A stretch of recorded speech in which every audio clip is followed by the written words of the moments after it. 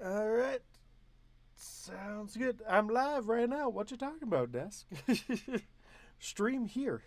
Stream is here. Stream good.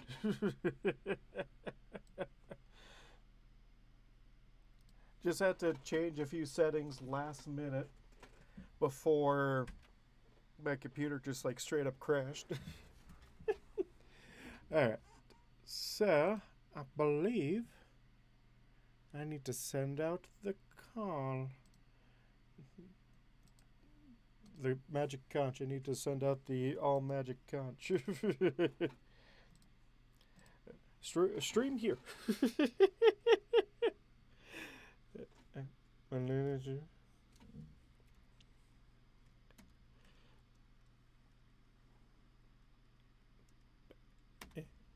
There we go.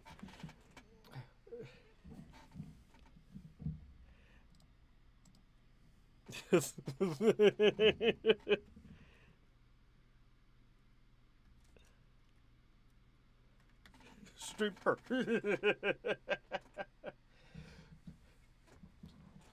What video evidence of Tara Strong saying that?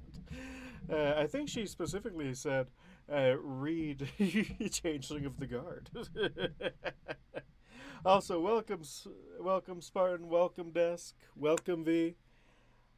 Thank you for joining me on probably like the fourth time I've tried reading these chapters on stream.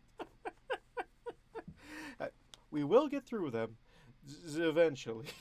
I promise. There we go. My chair leans way too far back.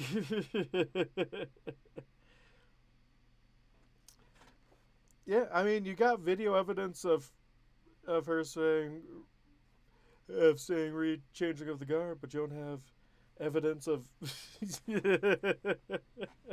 but you don't have evidence of her promoting your own work.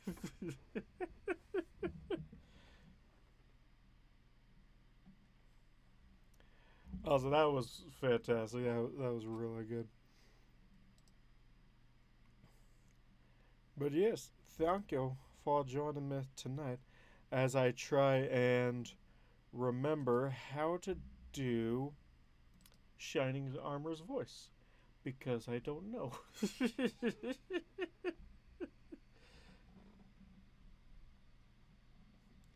You seriously considered buying another?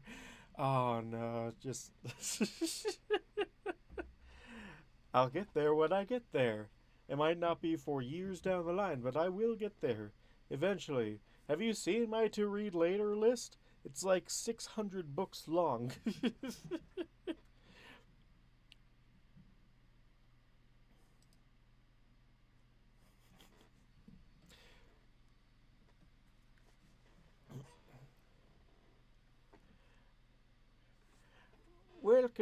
Welcome, Chaos, Carlos.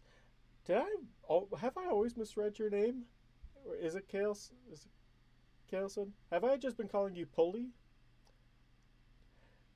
I can't remember. But hello, welcome. Yes, I've always been mispronouncing it, or have I been? Oh, have I just been calling you Carlson, or no, or have I just been calling you Pulley?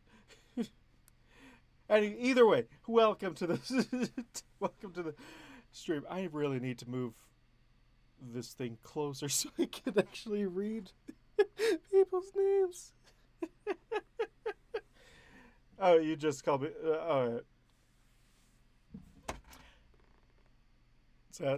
Sounds good. At least I haven't been misreading an entire first day because I've somehow mistaken an E for an R.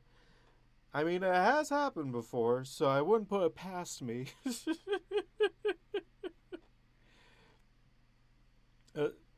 I could call you Kaleson or Kellon? Kellogg? No, now I'm curious how to pronounce your first name. I'm terrible with names, as you can tell, by me just always completely destroying every name I read.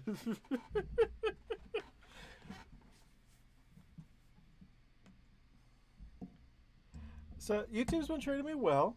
I mean, I haven't been doing anything with YouTube in months, and it's also kind of funny. Uh, I stopped streaming for as long as Elite's been gone for boot camp. Oh man, I just thought it was a funny coincidence. I'm like, man, I should get back into the stream, and it's the same week that Elite's gets back. uh, oh shit, and Elite is a person on the Discord that went to boot camp. Uh, is it boot camp? V, can you confirm whether or not it's boot camp? Because I don't know. It's a military thing. Anyway, he made a bet with V, or V made a bet with him that that V would have 2 chapters out by the time he got back, and or else he would be able to name a character in the story. And so now he gets to name a character in the story. Has he chosen a name yet, V? Was boot? Yes. Okay. Sweet. For some reason, I always thought boot camp was only like 2 weeks long. Or is that a different style of boot camp? He wants a goose. I mean, he wants a goose now, but he might change his mind.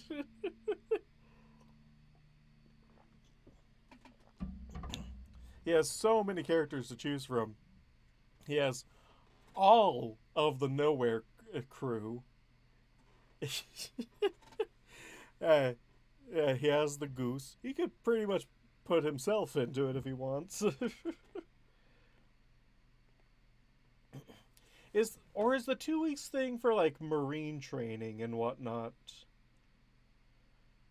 Because I remember there being a thing called like I was reading a thing called like 2 weeks of hell or Hell Week or something like that.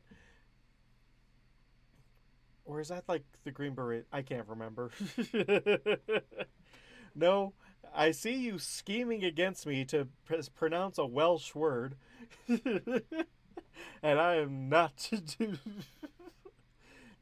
He says it's just going to be an unnamed goose in reference to an untitled goose game.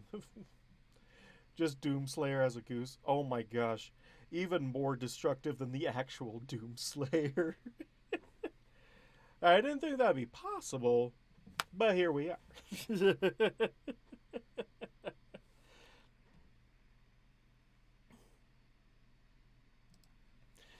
Also, I feel like you're just doing that just to get back at me for doing my own numbering system on the chapters, and you want to get back at me for not following your numbering scheme, even though I was counting long before all y'all. I had to.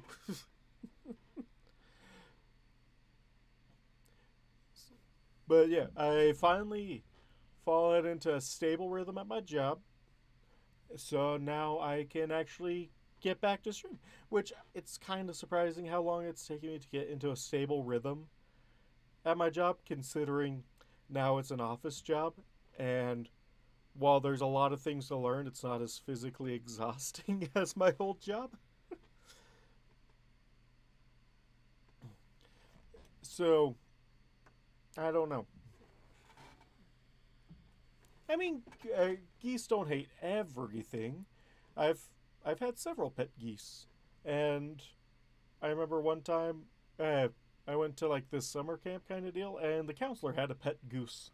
His name was Mr. White. And you could tell who he is because he had this big old bump on the top of his beak, and you're like, ah, it's Mr. White. Oh,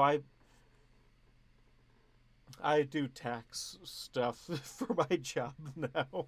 It's incredibly boring. The best part about that job is seeing all the creative names that people have for companies. Uh, like I think my favorite one so far was, um, I was broke, but now I'm not. an actual company name in California. Which I'm very curious what they do, but I don't get to see that far. I am the one who honks. He did honk a lot, but he was the only goose at the entire farm that would let anyone get close, especially that counselor. Yes, not a scam, I promise. That was enough. That is an actual legit company that I filed a form for. It was hilarious. Uh, or definitely not sus was another one, and I'm just like, uh, another Among Us reference. This time at work. Or uh, medical and well-being hurricane, which I'm like, I wonder what a well-being hurricane is. And then just hundreds of things like that I just get a great laugh out of.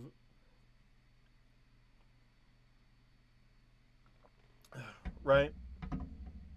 I mean, not necessarily 5-year-olds, because, whew, I mean, I really only deal with LLC. I deal with corporate taxes. So these are companies, and some companies, either LLCs or corporations, that people have paid their states to have on their register as these company names, and it's great.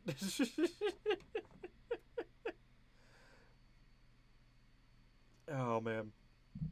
I also realize how many people have trouble reading, filling out those forms. I can't tell you how many times I have run across a form that wasn't signed, and I'm just like, it's a big thing that says signature. That how do you not sign it? I had to like send back 4 different forms yesterday in like an hour that just wasn't signed at all. Company ran by trolls, 100%. Like it got to a point where I was joking with the girl in the cubicle next to me about me wanting to start another YouTube channel that was just about tax advice, just free tax advice, because I legally cannot get paid for tax advice while I'm working here. Just due to my hiring restrictions. But I'm just like, so many people go to these CPAs and H&R Block. Screw H&R Block. They and then they don't file the forms right. I'm like, you're paid. Some people are paying you to fill out these forms correctly, and then you don't fill out the form correctly. But I can rant all day about how some people don't do the things right. But now explain the 1099 forms. Haven't I haven't worked with 1099s yet. I've worked with 2553s, 8805s, and 8832s. 1120s are not in my jurisdiction. That I'm in document perfection, which means I make sure that everything on the form is correct and fix people's typos and whatnot that cause it to not post to the system, which is written in MS-DOS. And it was really fun to learn the ins and outs, let me tell you.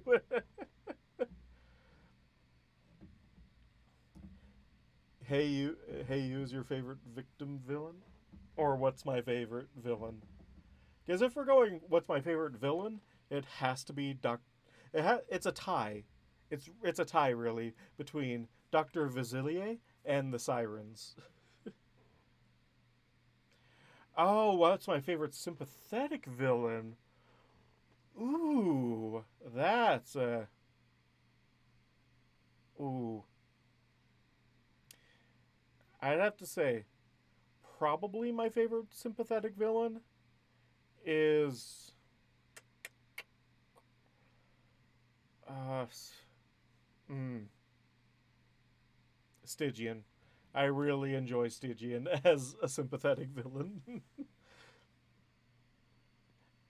Although, yeah, Stygian. I mean, he wasn't a villain for long, but he was great when he was doing it.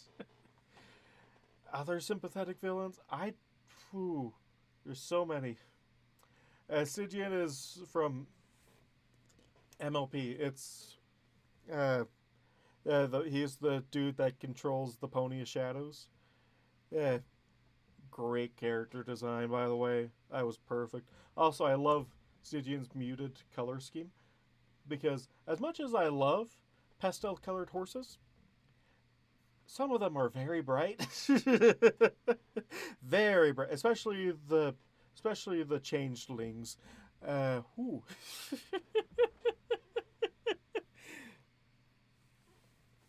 uh, I prefer the classic look of the changelings, but I also know people that really enjoy the look of Space Bambi, and I'm like, to each their own.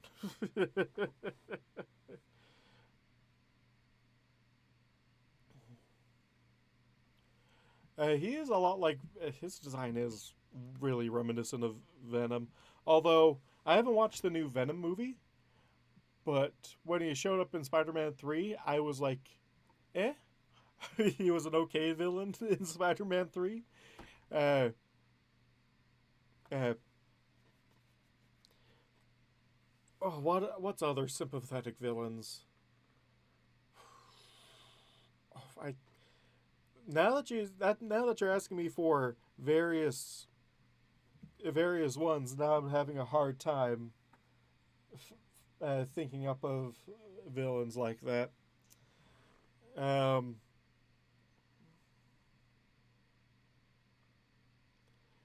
the changelings from badass bug warriors to cowards. Yeah. Oh, welcome, Queek. I forgot how to say the first part. I want to say whirlwind creek, but I know that's not. Oh, Warlord Creek. Queek. I remember now. Warlord Creek, welcome to the stream. Uh, from badass bug warriors to cowards. Yeah, yeah, that kind of did happen. Although their whole mental state got rebooted, so I can kind of forgive it. But at the same time, I loved Badass Bug Warriors. Original Lings are way cooler, at least 20%. 100. Nah, 120%, let's be real. It would have been perfectly okay for them to have their holes fill in and to just stay like generally the same look. Maybe their fangs fold away. I've seen that appear in some stories. And maybe, yeah, maybe some of them do. Do become colorful and whatnot, but there needs to be a lot more variety in the colors other than the brightest bits of the rainbow.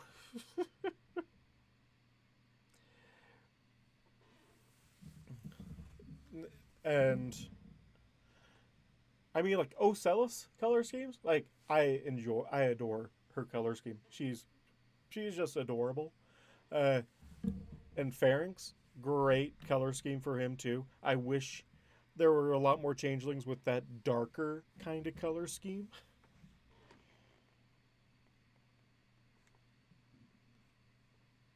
Always cool for me. The bat pony carnivores living in a herbivore society, and they're nocturnal.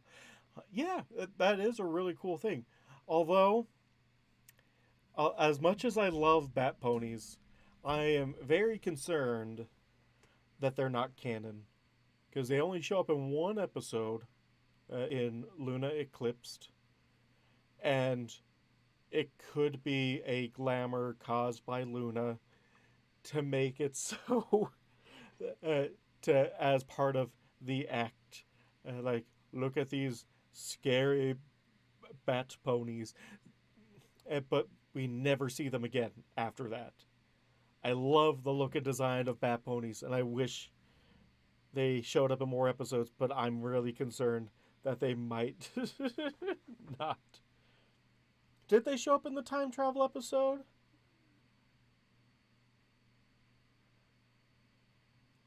Rainbow Dash did not have bat wings. Wait, which was there a different time travel episode? Because like the only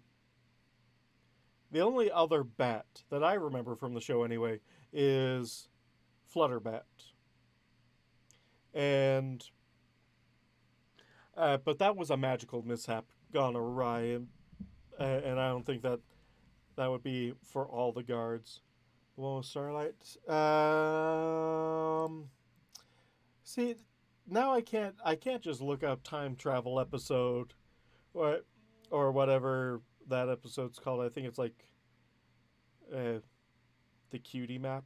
No, not the cutie map. It's whatever that episode's name is, and Bat Rainbow Dash, because you're just going to. I'm just going to pull up a bunch of pictures that people have drawn of the main six in bat forms, which are adorable. But I don't think she was a bat in any of the timelines, because if you're talking about the night, they'll always be in my head canon, 100%. Let's see. So let's Rainbow Dash.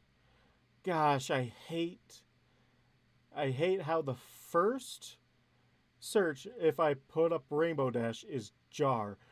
I hate that so much. I've never looked that up in my entire life, and that's the first thing that appears when you type in Rainbow Dash. Nightmare Moon timeline. Oh, she does have bat wings on that episode. Huh. I mean, you could also say that that's more like a glamour, like how all the royal guards look the same. But you know, fair point. Bat wings do appear more than once in the show.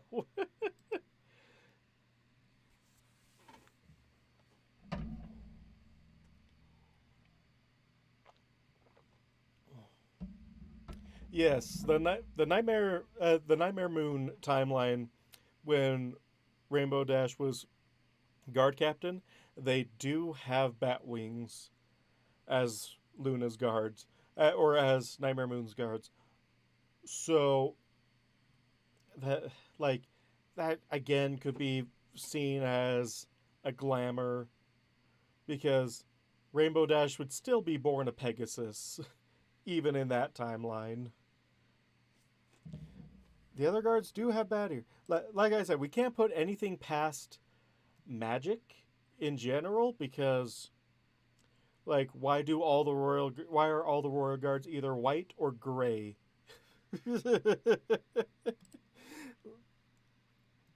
That is the question right there. So I'm like, it also could make him look scarier. So transformation to adapt. You can't just ask why they're white or light gray. I'm not Gandalf, okay?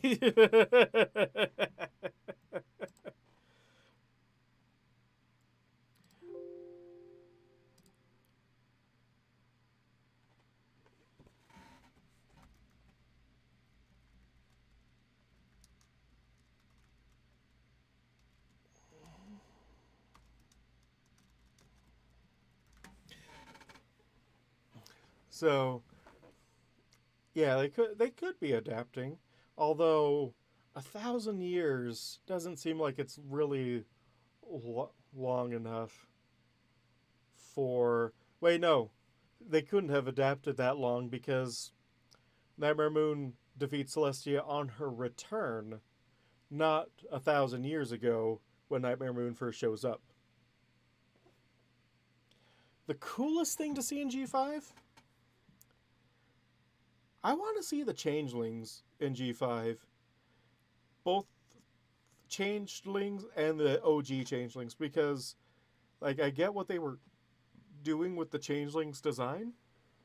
They're going for that iridescent bug look. And it doesn't really work in the show, but it could work out fantastic in the 3D rendering and whatnot. I'm hoping. I haven't seen the show past the first movie that came out because I'm just really behind on all that stuff. I will be real, I also haven't seen past season 7.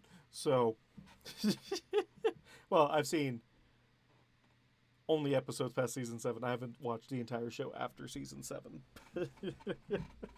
Eventually. I will get to it eventually. But yeah, I really don't think it's a. But for like changelings, thestrals, I would love to see both of them just because the fandom would go insane at that and it would be fantastic. Other than that, I'm not sure. I'm not sure what I would like to see. Maybe dragons? Like, to see how the model work would look like on something that's not just fuzzy, you know? Ooh, griffins would be cool. To see how they do that transition from feather to fur. That would be an interesting one to do. Maybe the hippogriffs as well. Basically everything that they set up and but never got around to. Because there's so many cool things in Equestria that thing is I don't mind spoilers all that much. I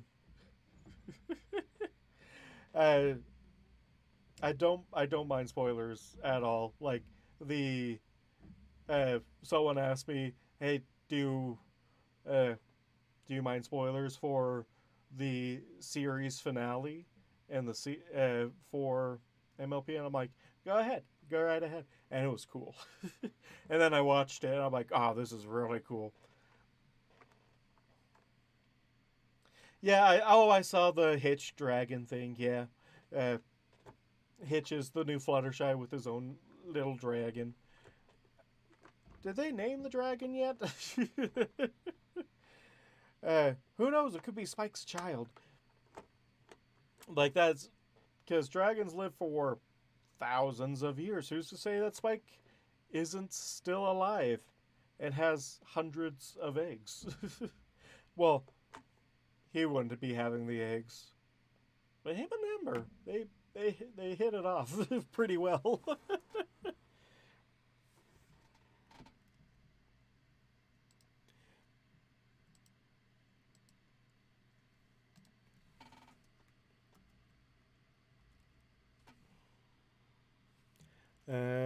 Storm after.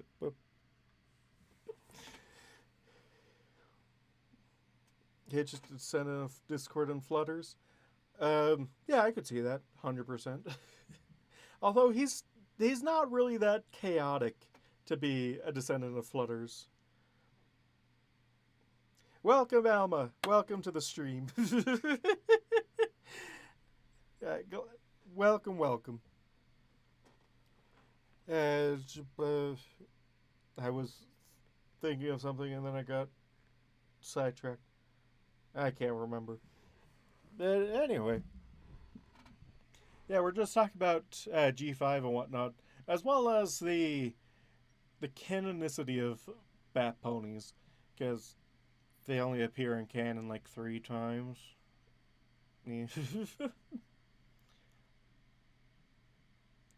Being a descendant of chaos, Yeah, that he is like he is I guess he is like kind of more of a chaotic order. Although from what I've seen of like the first movie, it, like he was pretty hard set on the rules, except when he involved Sunny. That I don't know why I could not think of her name. I mean, I should be able to remember her name because her name follows the astrological names of all the main characters. Twilight, Sunset, Starlight, Sunny. They all have to have astrological names in order to be main characters, right?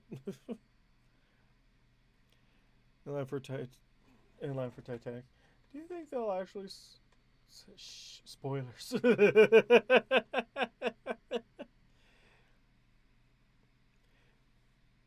When am I going to read the last? Oh, welcome, member. Uh, the last, the rest of the chapters. Uh, these are technically my reading booth for reading the chapters because I found out age like three. Wow, it's really been that long. 3 years ago when I started this journey, that I am not a motivated person in the most generous sense of the word. So I need all you, all y'all, to keep me motivated to keep reading. And that's how the live streams began. It was because months went by without a chapter. And now months are going by now without a chapter. I should fix that sometime.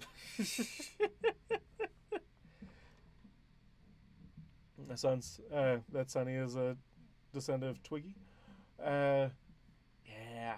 I, I'd almost say that Zip seems to be more like a descendant of Twilight and Rainbow. A little bit. She's got Twilight's brains, but also Rainbow Dash's, you know, competitiveness.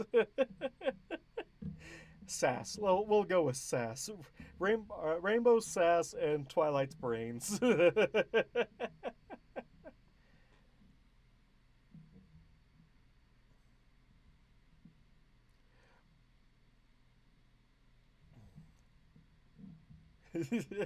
That's the neat part. He doesn't. Yeah. I've been really bad. Keep on. Yeah. I know. I will be reading. Actually, let's transition to. We're not starting soon. We're starting now. I've been started for half an hour now. The thing is that I have the hardest time remembering what voices I give to characters. All the time I forget. Alright. There we go. Now I can see y'all and read at the same time. No? Yes? Stay here? Alright, I'll keep it like that.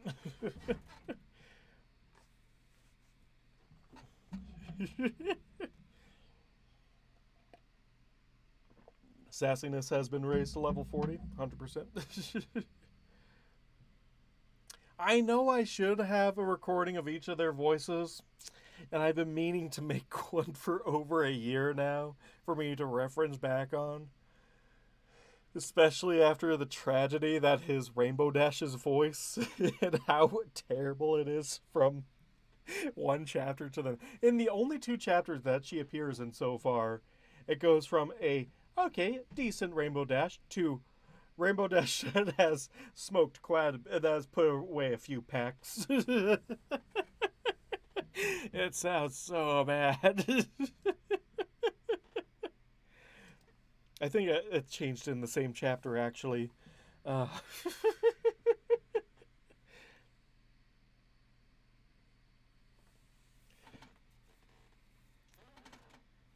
Oh, thanks. Oh, I would like to think so as well. Thanks for the vote of confidence, Warlord.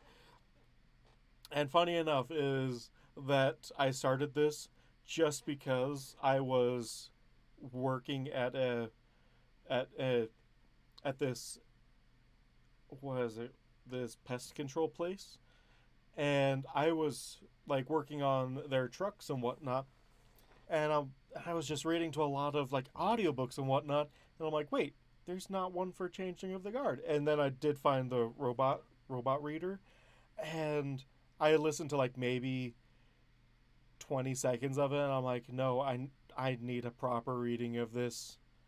And then I just like tentatively like went into V's DMs and just be like, is it okay if I read this? I was so nervous because I was like, I've never contacted a writer before. The God King of this universe that I love so much. Do I ship Idle with Topaz?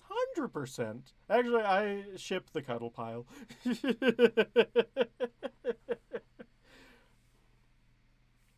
I did not make the art for the first episode. That credit, I need to put that credit in the description now that you mentioned it. It was done by the wonderful, absolutely wonderful Tyscope. Yeah, and he is the same person I commissioned for all my Christmas my Christmas carols as well. Great person. I haven't seen him in a little bit. I chat with him once a year when I'm ready to commission the next set, and I'm thinking of commissioning him for the rest for more chapter art. He did all the ones that I have up right now are ones that he did as fan art, and I want to commission him for the rest of them because they're just really great. But I'll have to wait for money.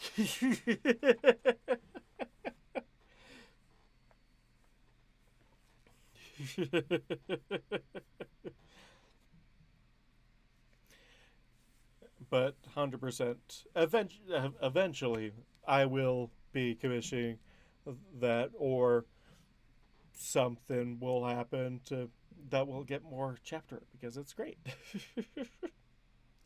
The green toilet paper, yes. I don't make a lot. I make much more than I did my last job, but at the same time, I'm never going to be rich off this job. But I'll also never be that poor. So I'm grateful for the transition, even though it disrupted a lot of things such as streaming, reading, all that jazz.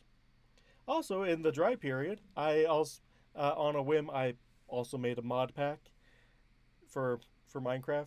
It's called Unstabled, a collab between me and a few friends of mine, because we wanted to make a horse Minecraft pack with all of our favorite mods in it.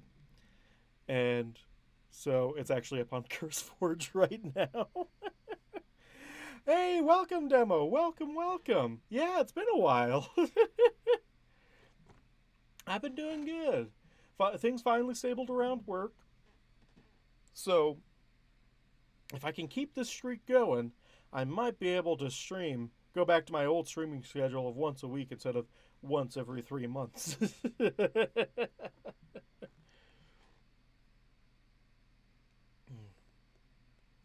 What should be the best MLP crossover? Oh, are you saying already written MLP crossover or one that we would love to see? There's this story that I absolutely adore. It's called The Bridge, a Godzilla and MLP crossover. It is fantastic. It is so great. Why I never tell you when you're streaming? I announce it everywhere. I just am scatter-minded. I also decide at the last minute when I stream all the time, so I can only drop it in a few places. Halo, I've seen a ton of Halo crossovers. Uh, Unfortunately, all the ones that I really enjoyed reading, they don't update anymore, which I'm sad about. Bad checking servers. It was on YouTube for a while. You had at least a half-hour warning on the YouTube end, uh, but I'll try and remember better. No. Uh, Ooh, nice. I haven't played ODST. I've only played played Halo. The Let's see. I played the first three, Reach, and 5. Those are all the Halos that I've played so far. Uh, let's see. What's the film fiction that I'm thinking of? Um, is it in here? Cancelled hiatus? Is it in my hiatus? No, that's a different one. Although there's a good ones on here. Let's see. There's a lot of great stories that I would love to read, but then they go on indefinite hiatus.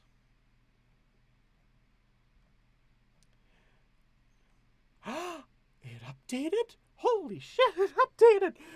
Improbable Truth. I've by Charon the Chronicler. I love this fiction. It hasn't updated in 7 or no. It hasn't updated in 6 years, and 2 chapters just dropped. Holy crap! I'm not stopping the stream to read this, but I will be reading this as soon as the stream is over. I need to check in my I need to check in my hiatus folder more often. Holy crap!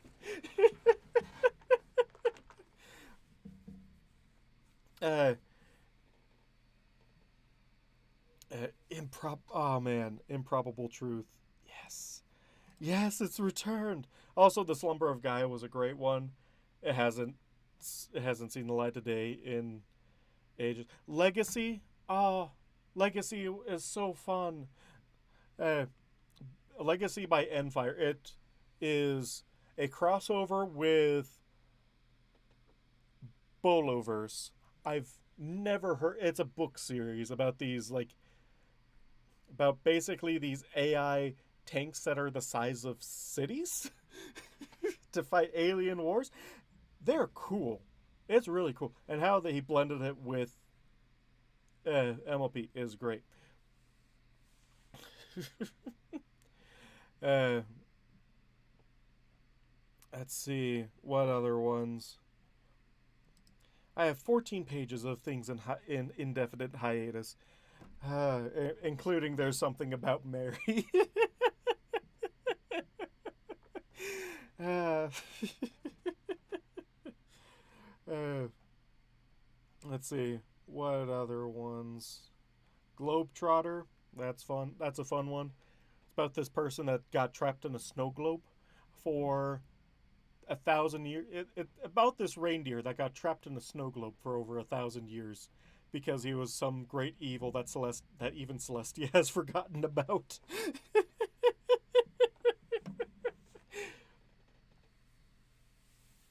I know it's hard to work on, but I can't help but give you crap about it, especially for and also Changeling's perspectives, because both that and There's Something About Mary has both fallen into.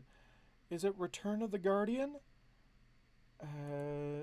Is this the Halo one I'm talking about? Guardian, yeah, Guardian by Requiem 17. Yep, that is the Halo one that I enjoyed the most.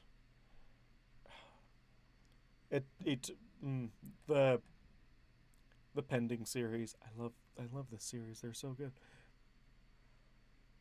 if I find if I find any good ones, well,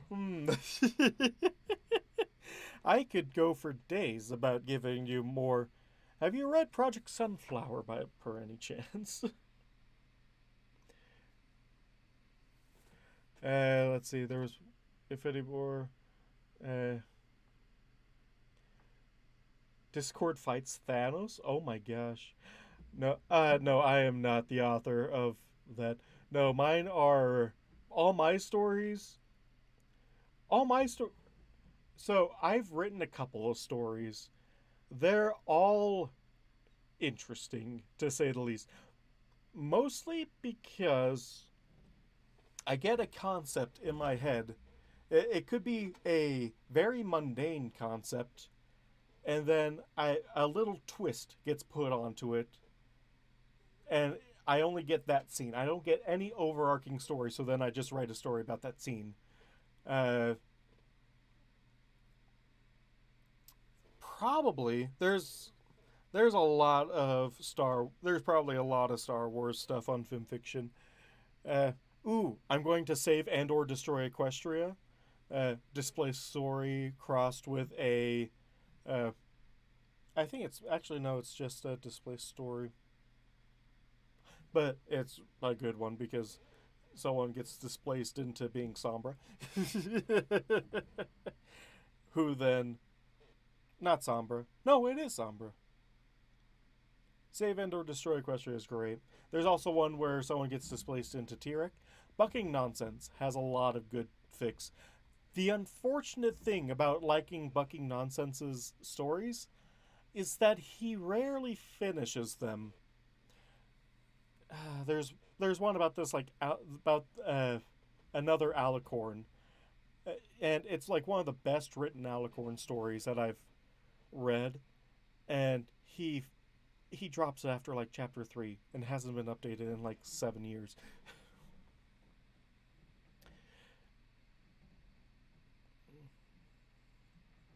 That cloak does look very soft and comfy, although really hot.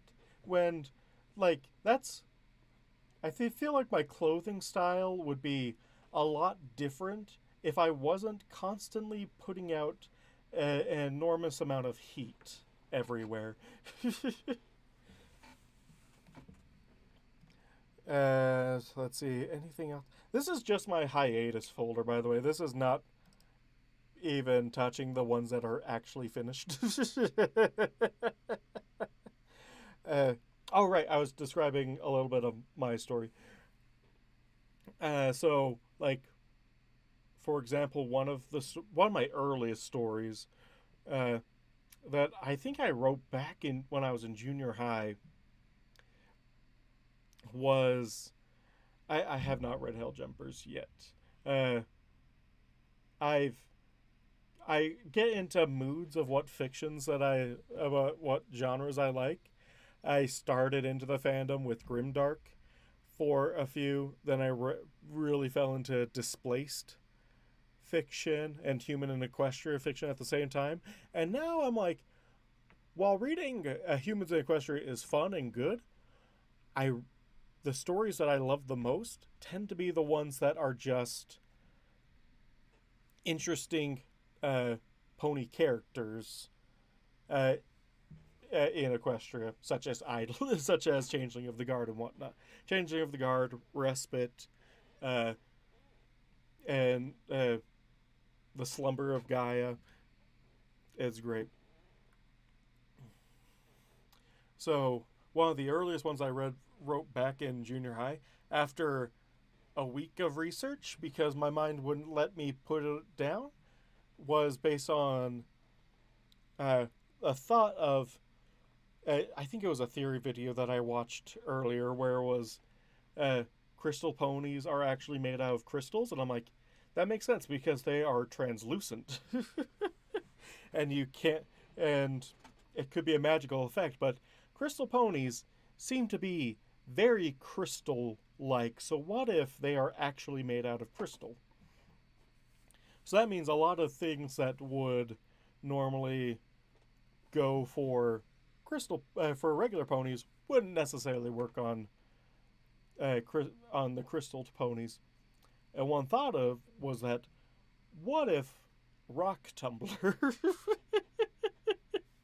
So I'm like, what if to like take to smooth and polish a shell, they just have a treatment that they just are put through a rock tumbler, and then that's a whole story. And that spawned a whole story, as well as me researching a week of best tumbling practices, best rock tumbler practices to in order for my brain to make it as realistic as possible, even though 90% of the details aren't actually in the finished story.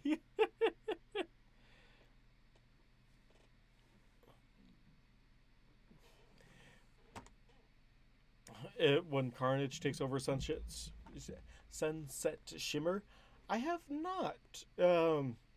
Is that one of Onomatopoeias? Because that's because that's they write a lot of good superhero uh, crossover stuff. I haven't read them in ages though, so I have no idea what they're doing now. I still need to read like the climactic finale of the ones that they've done. Awakening of a Tactician. I forgot about that one. That's another great one.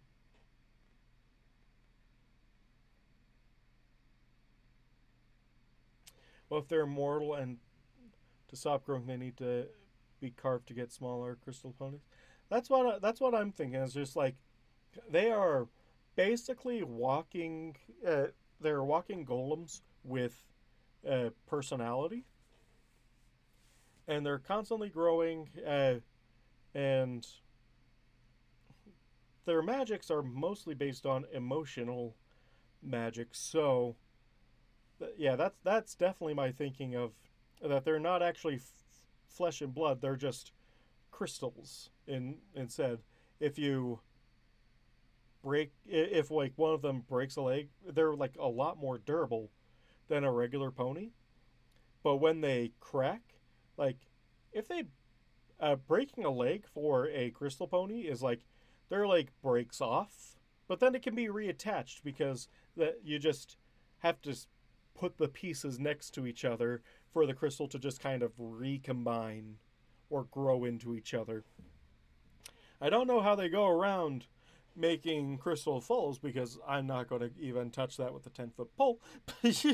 But there's ways. Maybe there's like a little mine down in the depths where they just get a little crystal bud, and then the parents each put their own crystals on that crystal bud, and it grows into a full. Who knows?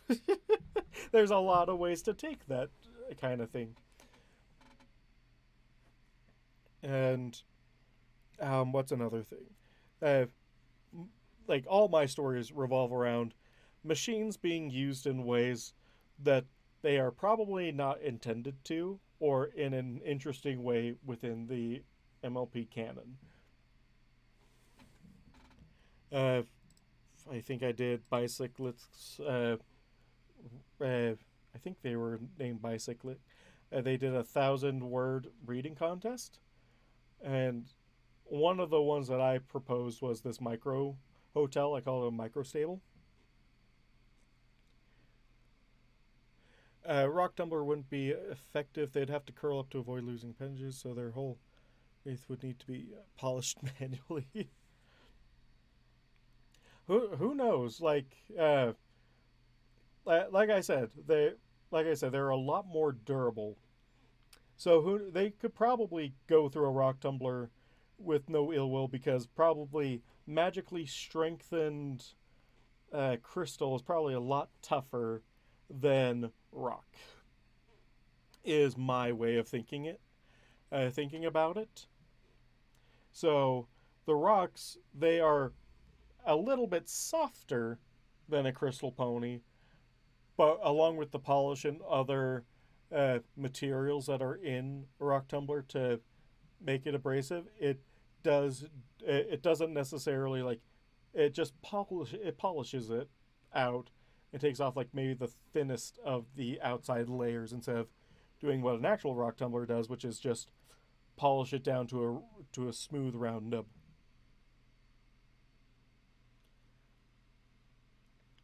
Never seen Breaking Bad. I haven't either. And I can tell you like I know the basic storyline of it, where where this high school teacher who hates his life because nothing goes right for him, but he's a science teacher. Uh, he finds out he has cancer. Uh, so he so he's like, well, I want to leave my family something. So he gets with one of his old students, which turns out to be a drug dealer, and starts making his own meth. Was it meth? I think it's meth. And then starts becoming a kingpin of the underworld. Finds out he doesn't have cancer. Gets cured of cancer. Gets addictive to the underworld. It keeps going. Then his cancer comes back in remission, and it just keeps spiraling out of control. They buy an RV and start a drug lab. Oh my gosh. Speaking of, there was one story that I read that dealt with the beginnings of crystal ponies. Oh, who was it? It was written by Starscribe. That's who it was written by. Library.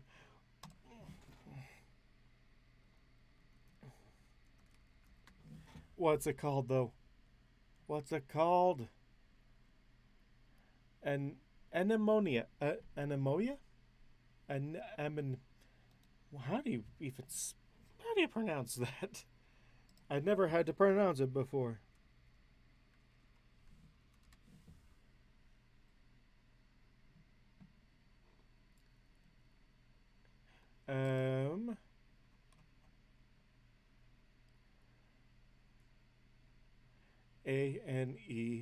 Anemoia.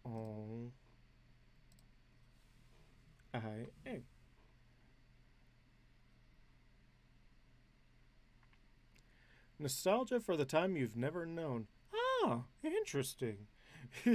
So that's what that word means. And then, yeah. I still don't know how to pronounce it.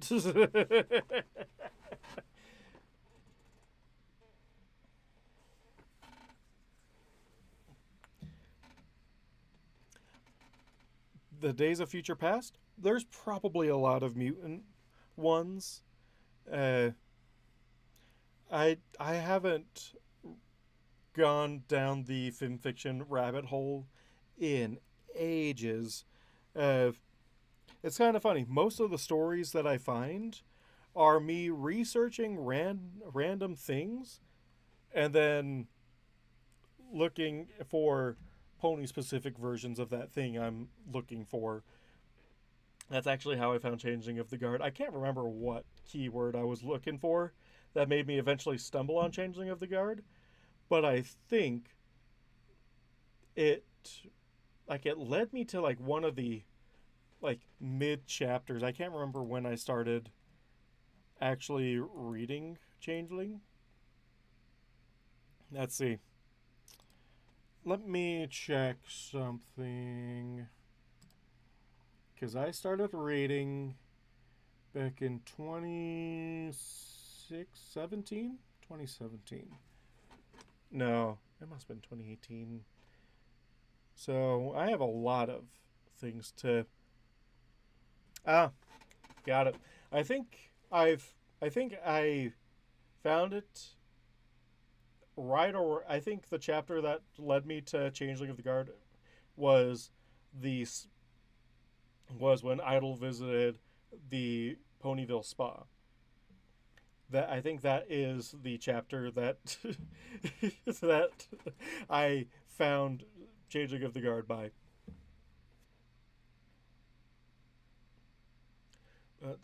Oh, nice. I haven't seen that one, but that does look interesting. I left someone in Discord. Uh, you left someone in. Oh, you left something in Discord. Okay, let me check.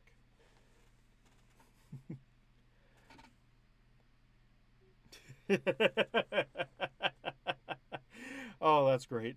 That's great demo. Uh, yeah, there's a ton. Like, there's probably a lot of Equestria War kind of things. Uh, it's I, at this point, it's not much of a challenge because I get distracted so easily. um,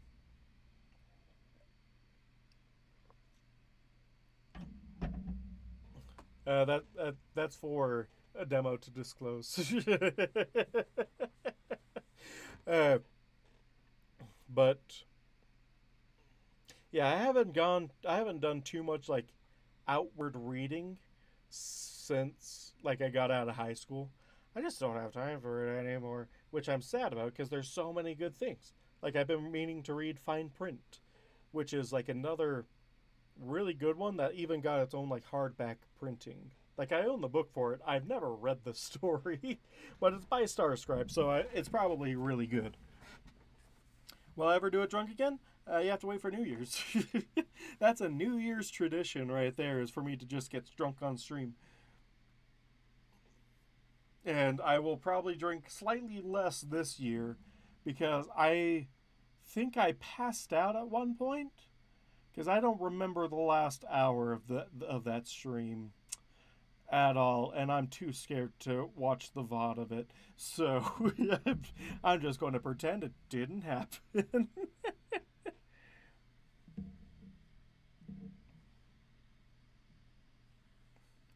So if you, but yeah, that is that's all I have for them. Nice.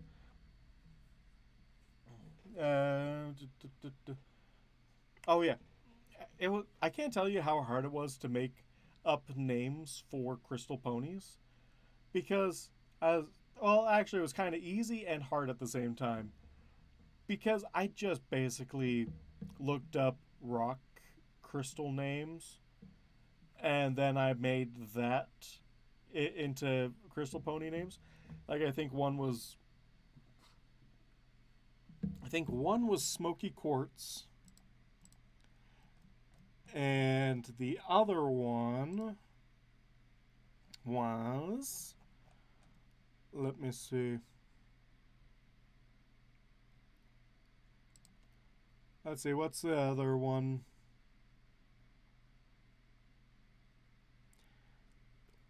Peridot. Peridot and Smoky Quartz were the two names that I gave my crystal ponies.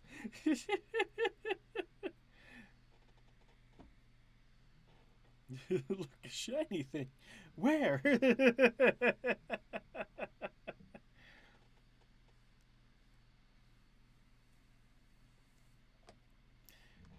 So yeah, that I I have a hard time naming characters or coming up with titles and whatnot.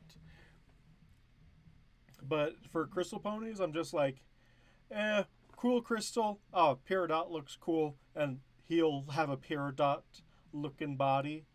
He'll have a green coat and whatnot. Smoky Quartz, he'll look like a Smoky Quartz. Make character design really easily when I don't have to put too much thought into it.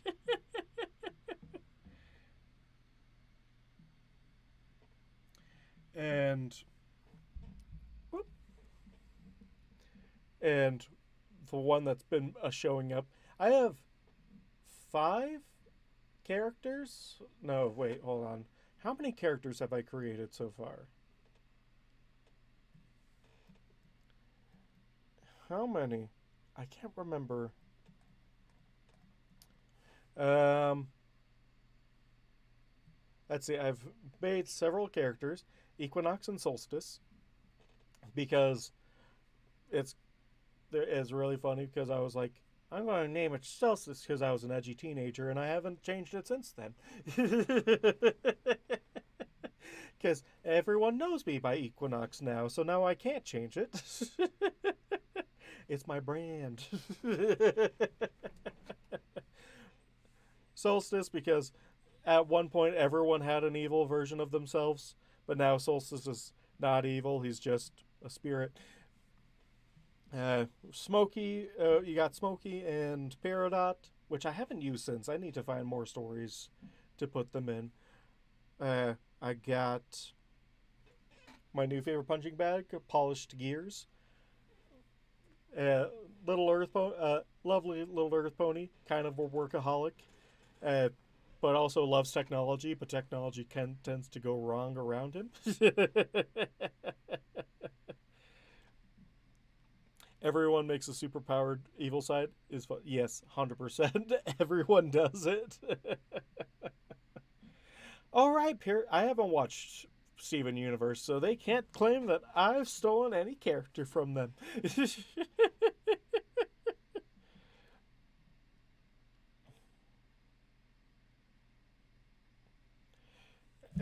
He's not evil. He's just nature incarnate.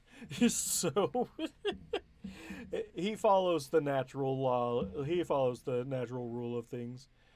Uh, and then one that I haven't put in a story yet is Dusty Road, who's a unicorn. Mostly because I haven't played with many unicorn kind of characters. Even though I think I made Smokey to be a unicorn crystal pony.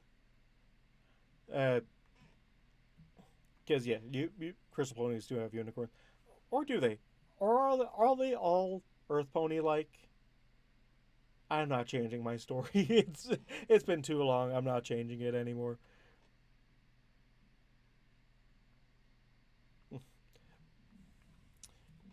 It's natural for the Everfree Fours. We'll just say that. uh, what's it? Yeah, those are the characters that I've made. I actually also did I ever name drop the character in here? Uh, bu- bu- bu- bu-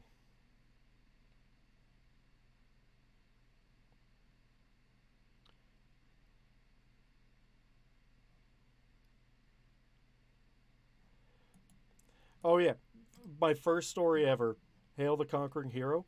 It has a weird bug in it. It says the story is one word long, and it's been that way for 7 years.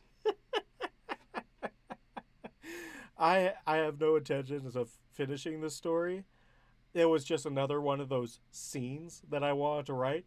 But this was before I realized that I only got scenes of stories. I never got an overarching plot for it.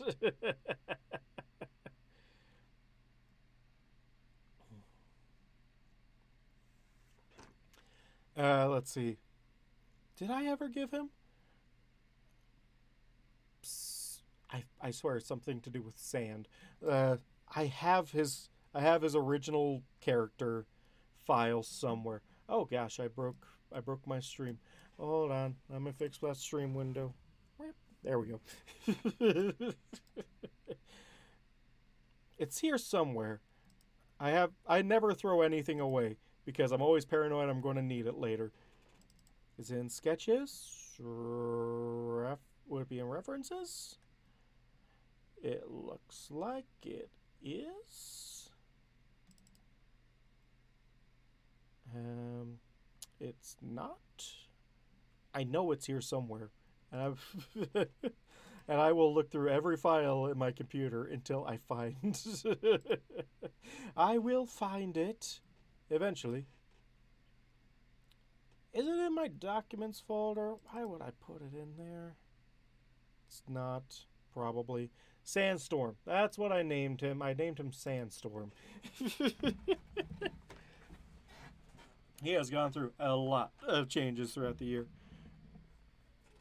Throughout the years, and I have never thought of what the rest of his story. Actually, Sandstorm's story was originally my original concept for how changelings began, which I think I've told all y'all like several thousand times. So unless you want to be bored with a story of how I thought changelings came to be.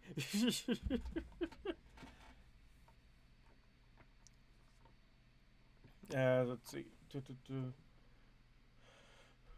A few formats. I'm not really a writer. Yeah, that same. I'm not really a writer. I just some words make sense string together. I don't write. I read sometimes.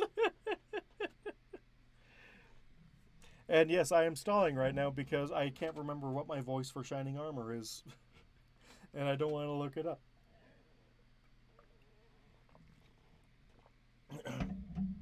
I know he has a surfer bro voice. That's as far as I remember from Shining's character is he has a surfer bro voice.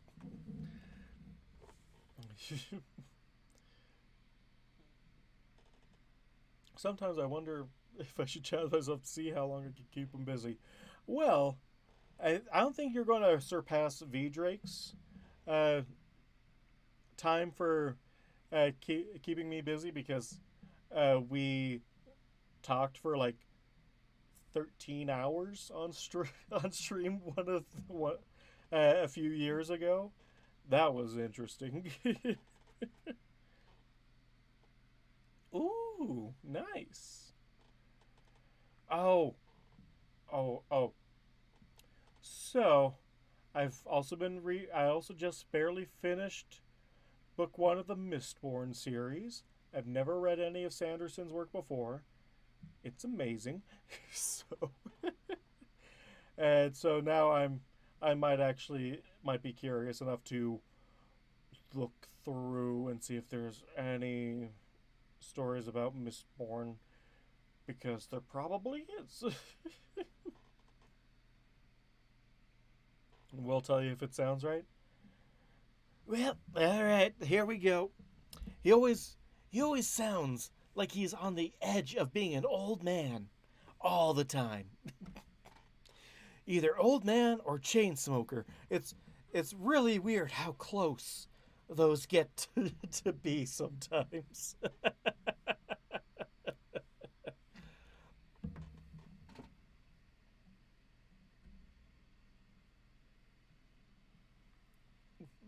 Then again, if I did, I would never get another chapter, so maybe I'll just get him plastered instead. Oh my gosh. If only shipping alcohol to me was legal in this state. I would have definitely ordered some of that mead from Arizona ages ago. The medieval pub looking one because that looks delicious. That's not it. I think I put Shining's voice very close to Cadence's voice. Um,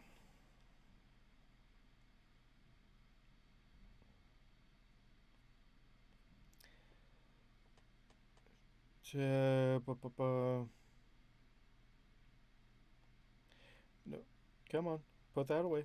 I am now going to be looking at my own videos in order for me to remember how I did the voice.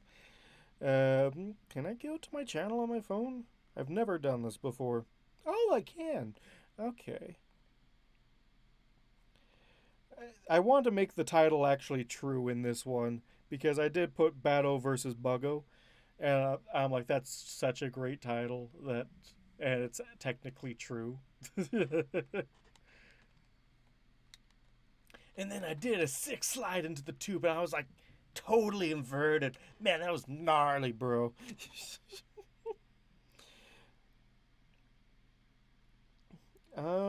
There. Nope, not that one. That's not the one I'm looking for. Come on, show me the changing of the guard. Well, there we go. And then what's the first one?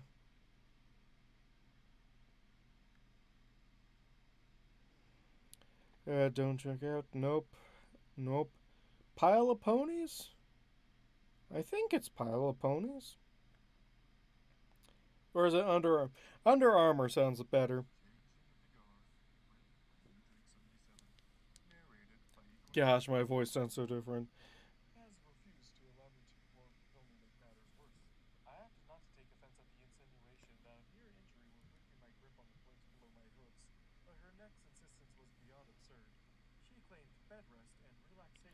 Oh no, it's not this one. Chapter 22 is after after Shining uh, tops Idol.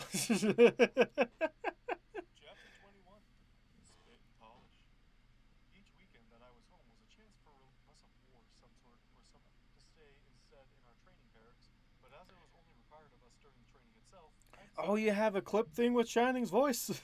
Thank goodness. Oh, encore. Yeah, that would probably be the last chapter. Shrugged. Okay, first off. Oh, hold on. Let me change it so it's through my headphones. Oh, there we go.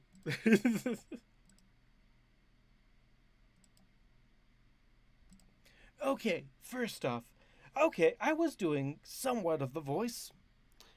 I can't do it all the time.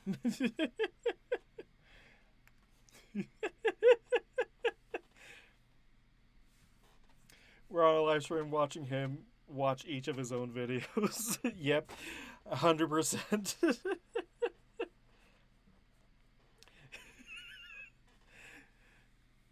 All right. You met my father. Yeah. The thing is I have, for certain voices, I have a trigger that lets me get into character, such as Topaz. Topaz is a really easy character to get into because if I ever fall out of character, I can just make her exasperated and idle. And then it just flows right back into the correct voice. Into the correct voice. Idle, no, just no. And then that is all I need to get into Topaz's voice. Shining will ever elude me, no matter how many times I do it. Which is unfortunate because he's kind of a main character.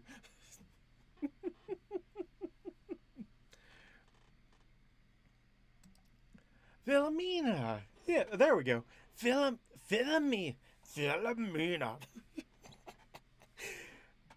Philomena. No, that's still Topaz. That's R34 Shining. Let me listen to this clip again. Okay, first off, you've met my father, right? Yeah, that sounds about in the same range. Let me get actually up close to my mic so I can actually capture what I'm speaking. There we. Yep, is that right, Link? No. Yep. Much better. There we go. All right. First off, you met my father. No, that too much of a crack. That sounds more Rainbow Dash. All right. First off, you met my father. There we go. That sounds better. A little bit forward. Yep. Yes, I think we've discussed how I should have done this years ago, and I keep putting it off because I'm keep forgetting to do it.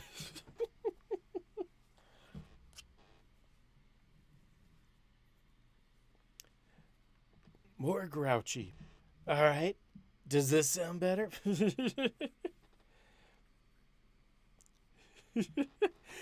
If you could, it's probably really useful for me to have good character voices clipped and ready for use. There's some voices are easy. Shining's falls so slight into other people's voices that it's really hard. He's actually really closest to Cadence's range right now. Just say, you know, I love corn dogs until it works. I feel like that's a reference to something. If it's a line in the same story, in this story, uh, you know, I love corn dogs. What?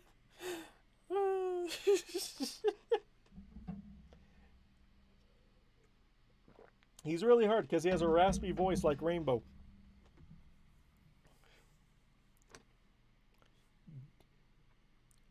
Make it more accusatory, but then he loses that surfer bro, dude, bro. But then he learns he he loses surfer dude, bro, dude.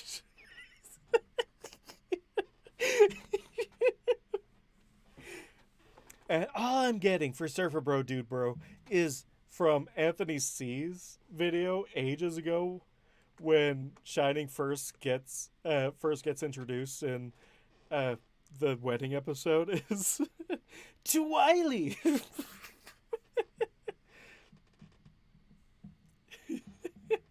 You know I love corn dogs, bruh. You know I love corn dogs.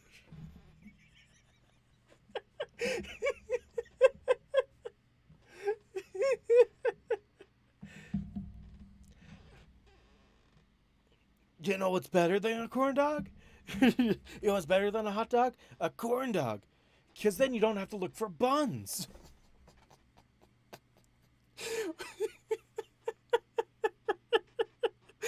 This sounds like an actual conversation he would have.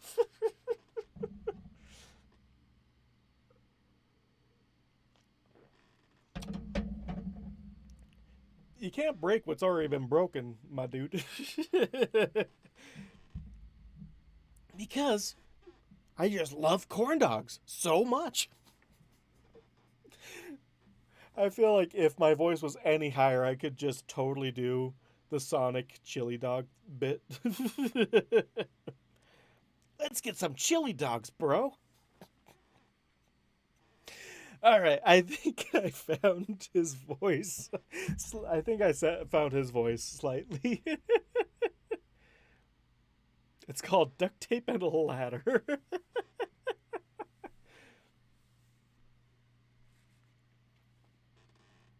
All right. Shining, you seem to be carrying a fireball.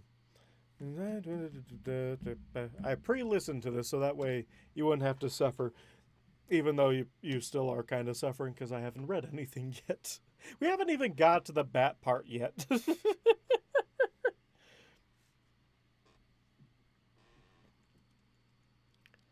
Philomena decided to come visit and hacked up flaming pellets in Luna's tower. That was not in Shining's voice at all. Shame on you, Nox.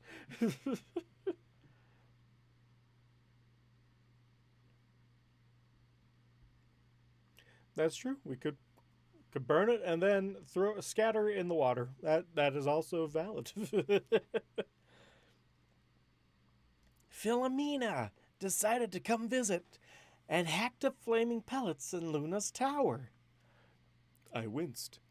Perhaps someone should talk with Princess Celestia about letting her go. She seems to have taken a harsh turn. Idle will always be. Perfect. Even though he kind of switches into my natural speaking voice occasionally.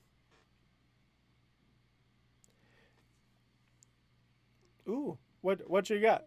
Let's make Shining say some stuff.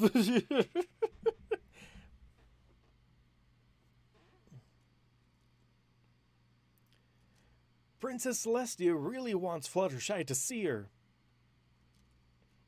Princess Celestia really wants Fluttershy to see her. He gave me a pointed look, and I recalled that my repertoire. Princess Celestia really wants Fluttershy to see her. He gave me a pointed look, and I recalled that my report had suggested as much. I can only assume she wants her to see Philomena as she is now.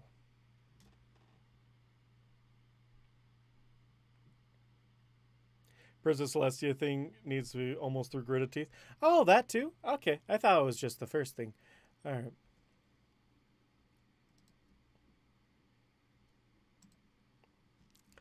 Princess Celestia really wants Fluttershy to see her. He gave me a pointed look, and I recalled that my report had suggested as much. I can only assume she wants her to see Philomena as she is now. There we go. Not, I decided, something any pony actually wanted to see. I didn't say it, but Shining clearly agreed. It will likely be the only chance she gets to do so, I allowed regretfully. I allowed regretfully. I allowed regretfully. Oh. I allowed regretfully.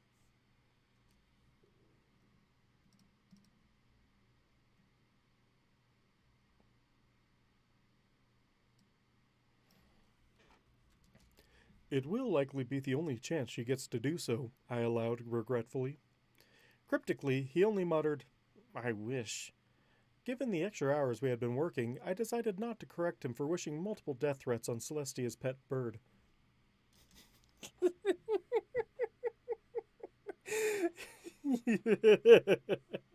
I always.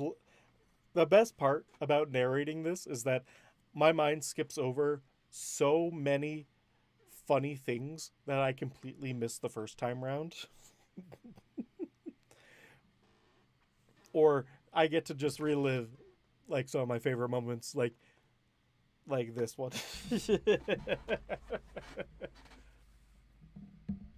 Thank you, Demo.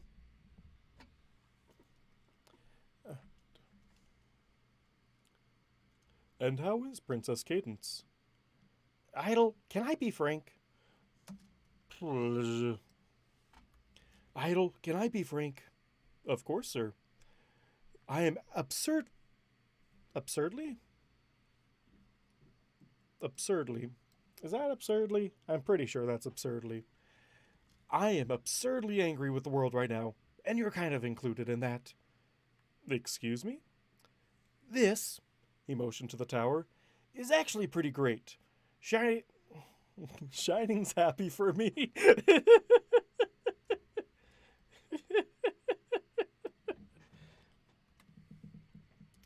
This, he motioned to the tower, is actually pretty great. Katie's happy for me, I'm happy, and that's all great. Also, I'm in a prison. I'm in position.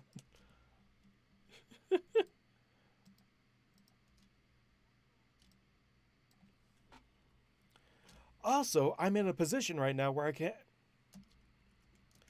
Also, I'm in a position right now where I can't go visit my mare friend for a little affection. Oh god, Shining's got third personism. We have to put him down. Is it contagious? Is it contagious? Said Equinox. It's a disease where you get a narrative voice.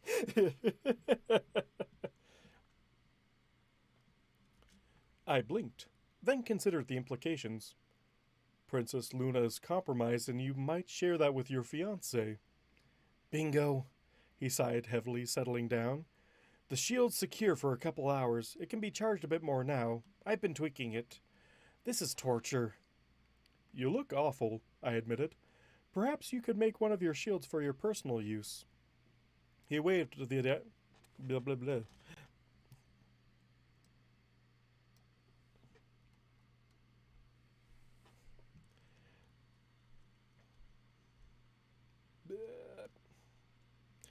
He waved the idea off. Nice idea. It's not really good enough. It's like hugging through a fence. It's awkward, not bad, but it just reminds me how much I want to. He trailed off. You should marry her. Another sigh. Yeah, can you even imagine if she had to go somewhere now and we couldn't? Ugh, this sucks. I mean, I bought the ring. His eyes went wide and he glared at me. No, shut up.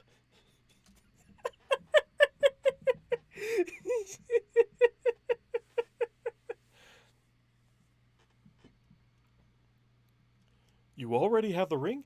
I can't. You already have the ring? I can't. Just do it. I was aghast, but oddly bemused. Finally. I can't do it now. I can't even touch her. I'm telling her, don't you dare. Try and stop me. I'll put you in a bubble and stick you in front of a train. You'll be the world's most eligible hamster ball pony. I gasped, taking a front. Faking a front. I gasped, faking a front. You bastard! No pony should have that much power. His eyes narrowed comically. I am, and I do. The effect was ruined by a huge yawn, and some of the flaming pellets nearly slipped his grip. We'll talk about it tomorrow. Dead to the world right now. He gave me a closer look. You need coffee too, he announced, then wandered down the hall. Just do it! Make your dreams come true! Do it!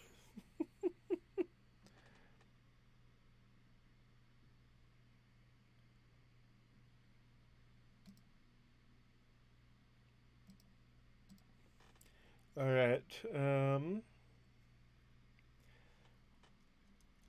I fought my own yawn. I fought my own yawn and had to admit he was right.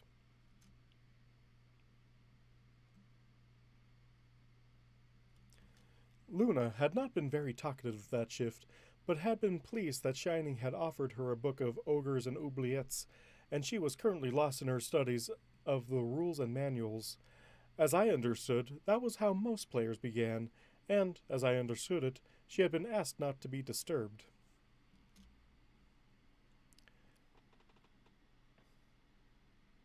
Oh, Moth Chaser's voice. I forgot Moth Chaser's voice.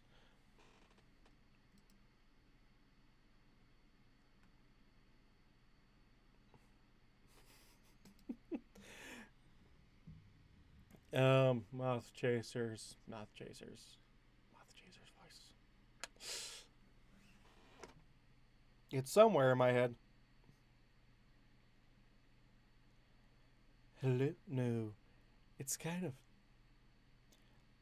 But idle, it's cold out there. It's up to your neck out there. There we go. There we go. There's Moth Chaser.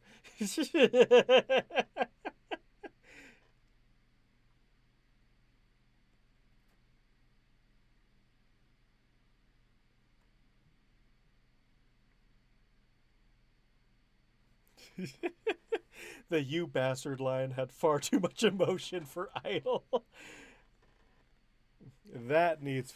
When did he say traitor? Did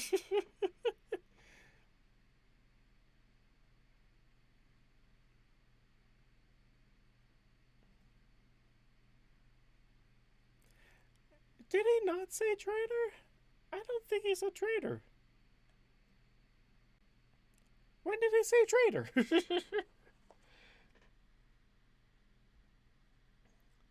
We eke out an actual reading? Yes. Oh, when Moth Chaser says Pony Joe. Yes. Okay. I was like, when did I say that?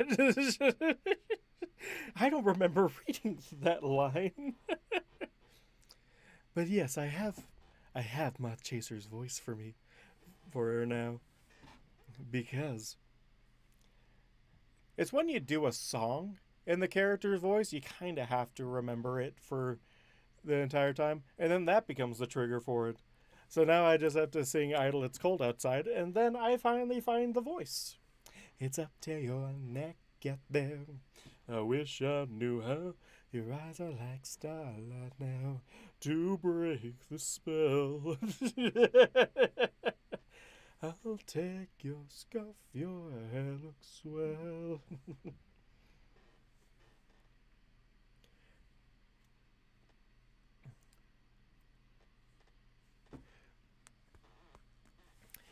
Man, that should be the next chapter is V just does a musical episode.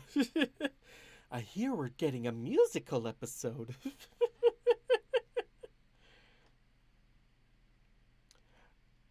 It's the most wonderful time of the year, with the kids jingle belling and everyone telling you be a good cheer. It's the most wonderful time of the year. It's the happiest season of all. I haven't sang that deep in years. The most happiest season of all. There'll be parties for hosting, marshmallows for toasting, and caroling out in the snow. There'll be scary ghost stories and tales of the glories of Christmases long, long ago. I agree. That's a great song. The thing is that there's a fine line that I have to tread with a lot of Christmas music because like this has been my rule set so far for all the Christmas songs that I've sang, and these rules are fast and loose for the most part because I can make up my own rules on the spot. Uh, it has to be a Christmassy kind of song that doesn't mention snow or Santa Claus in it, or it doesn't mention Christmas or Santa Claus. Not because, not because of any of the usual reasons. It's just because there's not a good uh, word that replaces Christmas for ponies that has the same syllable structure. Uh, like I could replace it with hearts warming, but then hearts warming, but that's three syllables trying to fit into a two-syllable thing. I could try and fake fudge it a little bit and be like hearts warming, but then that loses the rhythm of the rest of the line. Uh, and tells of the glories of heartswarmings long, long ago. Like it's, I could work, but it's really messy. Uh, Santa, same deal. The closest we get to Santa in the show is Aurora Borealis and the gift givers. Like even in the MLP official G4 Christmas album, they don't ponify Christmas. They just leave it as Christmas and all the words because they couldn't find an appropriate sub in for it. so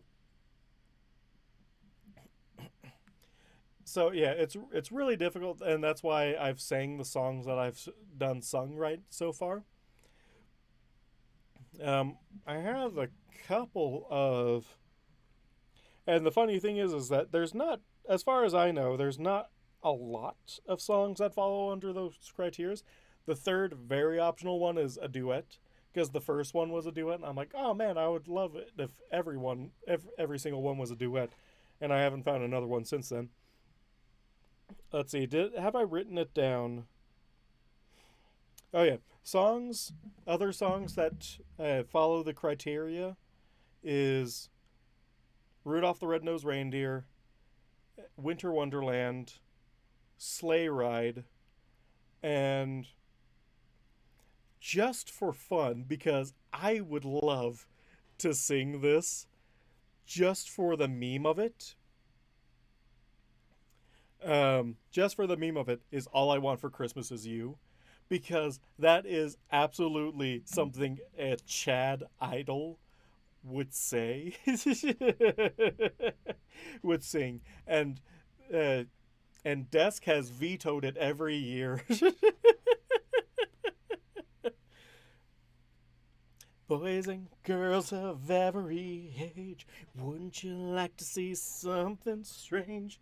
Come with us and you will see this our town of Halloween. This is Halloween, this is Halloween, pumpkin scream in the dead of night.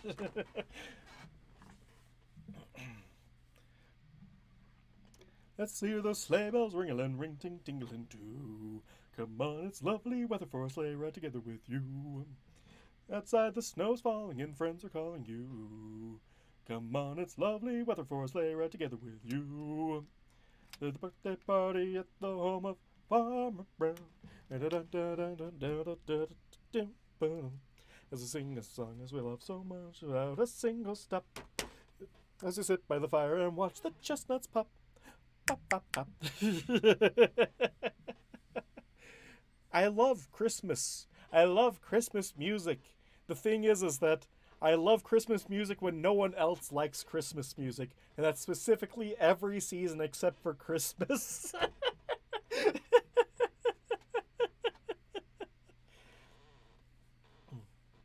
It's not so much the Christmas settings. You got me on the song setting, and I love singing.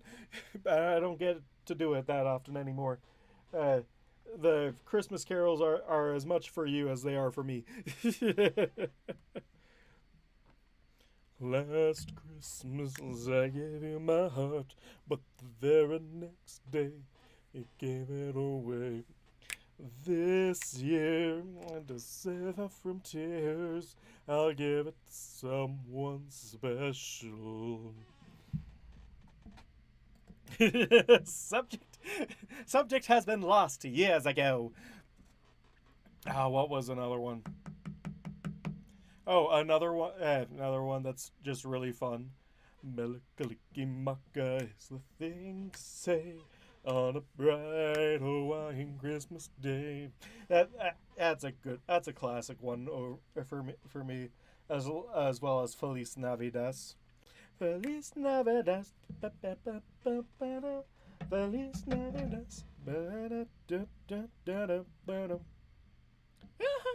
I wanna wish you a Merry Christmas. I wanna wish you a Merry Christmas.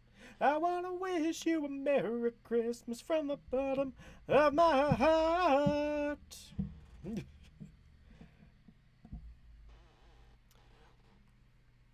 Yeah, the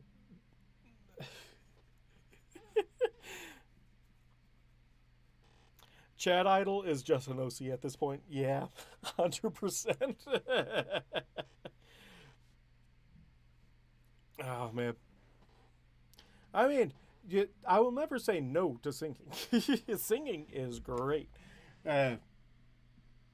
Although I have tried 3 different streams to try and read these 2 chapters. And thing is that as soon as these 3 chapters are read, I have 5 more that are ready to publish. So need to put him out of his misery. Make it mead and you got yourself. Make it some mead and we got yourself a deal.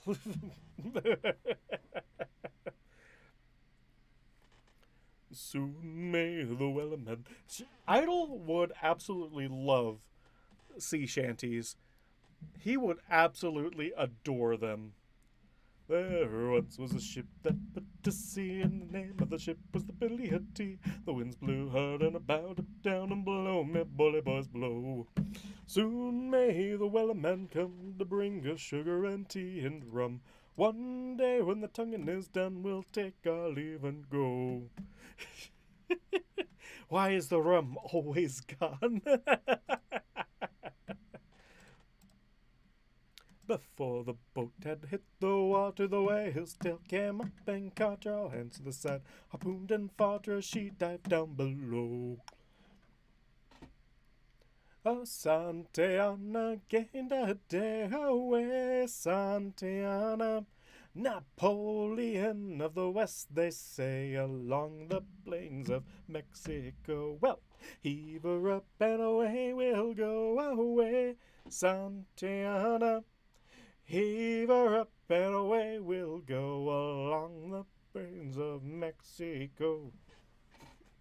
There's a flask, clipper ship, and a bullet good crew. Away, Santa Ana. Heave her up and away we'll go along the plains of Mexico.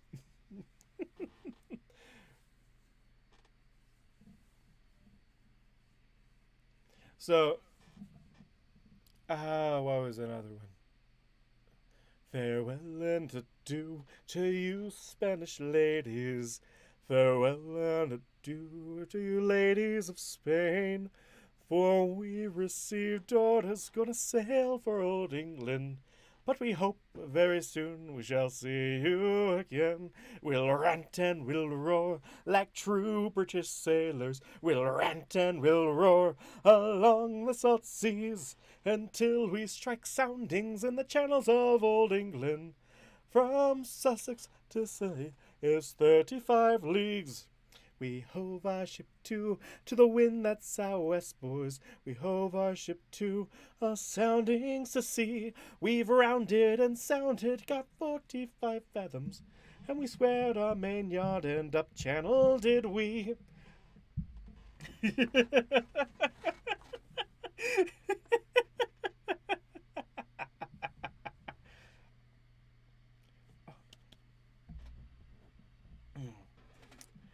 Don't you dare, Gate, nor deride. You're my world now, not your world. And I got friends on the other side. He's got friends on the other side. Sit down at my table. Put your mind at ease. If you relax, it will enable me to do anything I please. I can read your future. I can change it around some too. I can stare deep into your heart and soul. You do have a soul, don't you, Lords? Make your wildest dreams come true. I've got hoodoo, I got voodoo, I got things I ain't even tried. And I got friends on the other side. Dun, dun, dun. The cards will tell. The past, the present, and the future as well. The cards. Just take 3. Take a peek and take a look into your future with me. Now you young men are from across the sea. You come from 2 long lines of royalty. Your lifestyle's high, but your funds are low. You need a merry little lady whose daddy got dough. Now, you little man, I won't waste much time. You've been pushed around all your life. You've been pushed around by your mother and your sister and your brother. And if you were married, you'd be pushed around by your wife. But but when I look into your future, the you that I see is exactly the little man you always wanted to be. Take my hand. Come on, boys. Won't you take a old sinner's hand? Yes. Are you ready? Are you ready? Transformation Central. Transformation Central. Transmogrification Central. Can you feel it? You're changing, alright. I hope you're satisfied. But if you ain't, don't blame me. You can blame my friends on the other side. You got what you wanted, but you lost what you had. I love that song.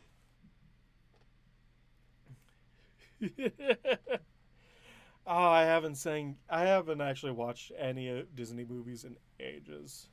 You got a friend in me. You got a friend in me. When the road looks up ahead and you're miles and miles from your nice wrong man, you just remember what your old pal said.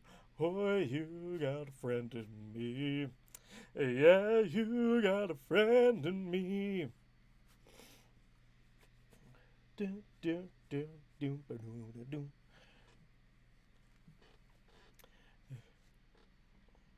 When I was walking down the street last Sunday, feeling mighty low and kind of mean, suddenly a voice said, "Go forth, neighbor, spread the picture on a wider street." And the voice said, "Neighbor, there's a million reasons why you should be glad in all 4 seasons. Hit the road, neighbor, leave your worries and strife. Spread the religion of the rhythm of life, for the rhythm of life is a powerful beat. Puts a tingle in your fingers and a tingle in your feet. Rhythm on the inside, rhythm on the street, and the rhythm of life is a powerful beat. Go and spread the gospel in Milwaukee. Take a walkie-talkie to Rocky Ridge, all the way to Canton, then to Scranton, even tell it under the Manhattan Bridge. You will make a new sensation, have a growing congregation, build a glowing operation here below. Like a pied piper blowing, lead and keep the music flowing, keep the rhythm going, go, go, go. You will make a new sensation, have a growing congregation, build a glowing operation here below, go, go.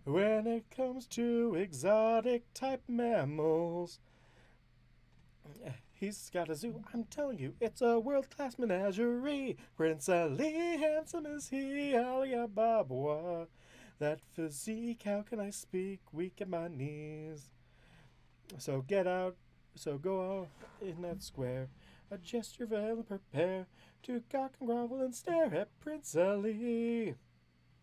He's got 95 white Persian monkeys, and to view them he charges no fee.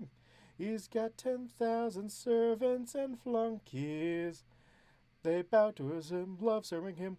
They're just lousy with loyalty to Prince Ali. Oh man, that song that brings back a lot of memories. Play Freebird.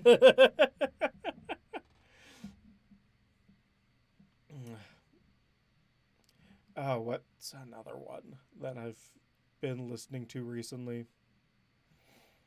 Mm. An ultimate task against the best of the best. We're focused now, not a second to rest. A chance to be a champion and glory within as we wait for the games to begin. 'Cause at the countdown, we're starting out on the ground.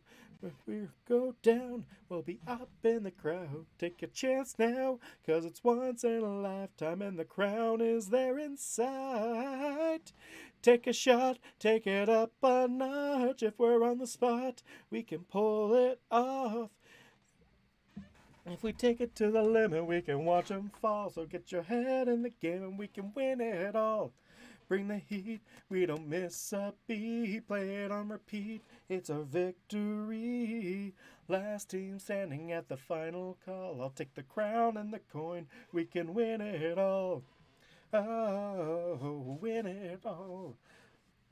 Everyone's an enemy except my team. Watch each other's backs and we won't see defeat. 4x4, you see us taking off. Ace in the skies, you know we can't be stopped. I'm not a quitter, I'm a winner, I'm gonna win it all. Got the scrat and skill, back you up against the wall, we're ready to go. Out on the road, come on, let's get on with the show. You're in my court, I'm your last resort. Done with your luck, I'll hunt you for sport. Racing to the finish line night and day. I'll take it to the game now, take it away. So at the countdown, we're starting out on the ground, but we won't go down. We'll be up in the clouds, so take a chance now, 'cause it's once in a lifetime, and the crown is there inside. Take a shot, take it up a notch. If we're on the spot, we will pull it off. If we take it to the limit, we can watch them fall.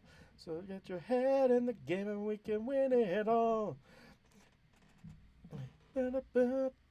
Ah, win it all. One of my favorite songs from Derivacat. Let's see. Everyone's requesting music now. I don't know Shiny, but I do know. I see what's happening here. You're face to face with greatness and it's strange. Open your eyes, let's begin.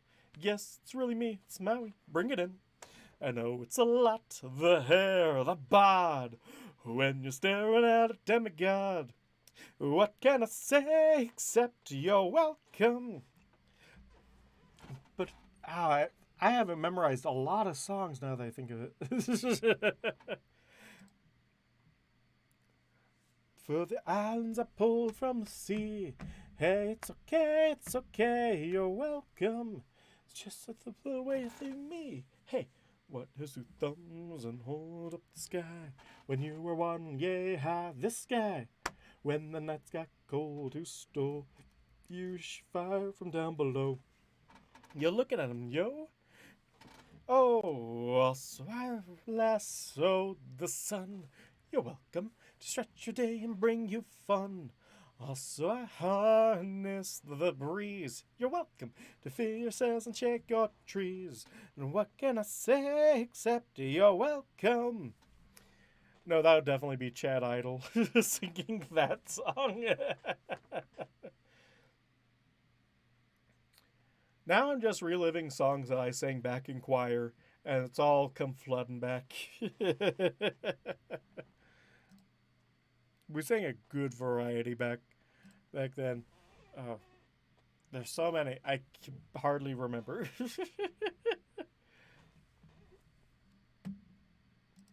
I'm too shiny. But watch me dazzle like a diamond in the rough. Strut my stuff is so shiny. Shine your armies, but they'll never be enough. My shell's too tough. My man, you could try, but you can't expect a demigod to beat a deck apart. Give it up, look it up. He will die. Now it's time to meet the take apart your wrecking heart.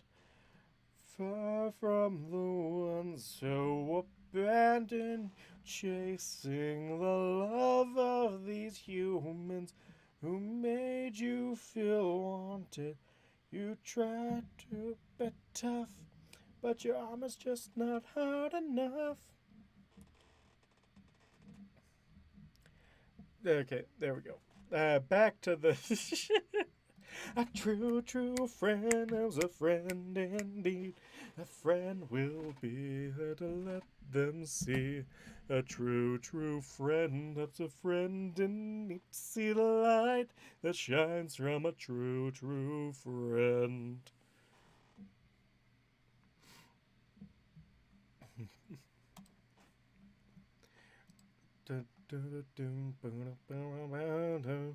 Need the straight jacket?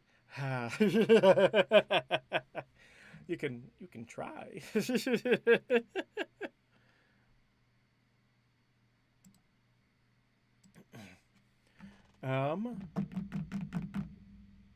Where was I? All right, we were about to get to the BATTOS. Finally, right? It's only taken 2 hours.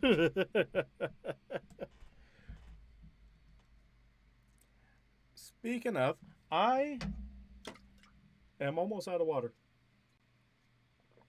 I am out of water.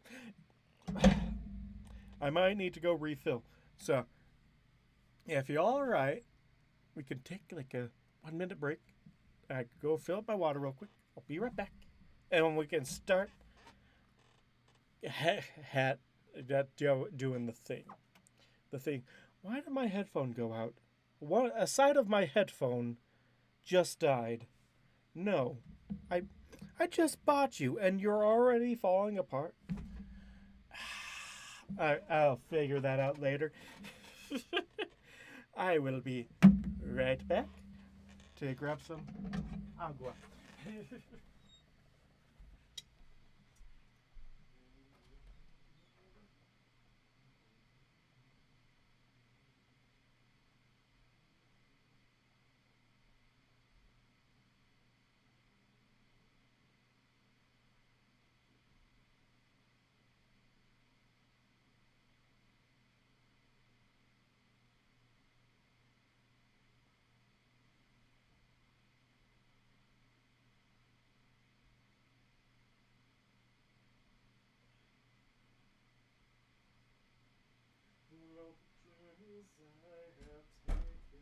All the lessons that I have learned, but I wonder where I'm going now.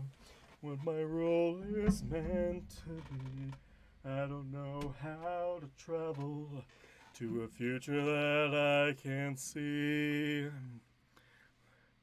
Your destiny's uncertain, and that's sometimes hard to take. But it will become much clearer with every new voice you make. Patience is never easy.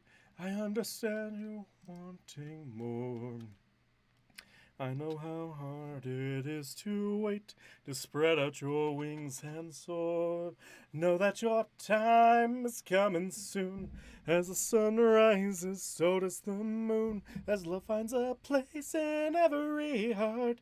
You are a princess, you'll play your part.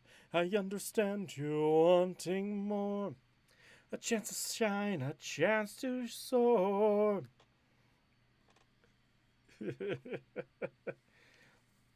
All right, there we go.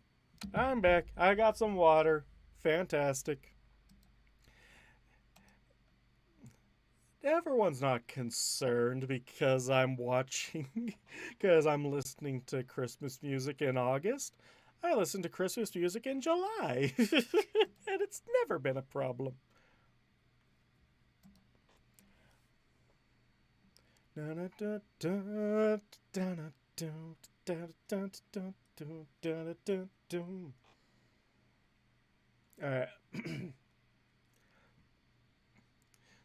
Idle, it's up.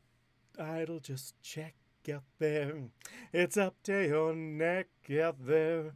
I wish I knew how to break the spell. I'll take your scarf. Your hair looks swell. Your mane looks swell. But Idle, just check out there. It's up to your neck.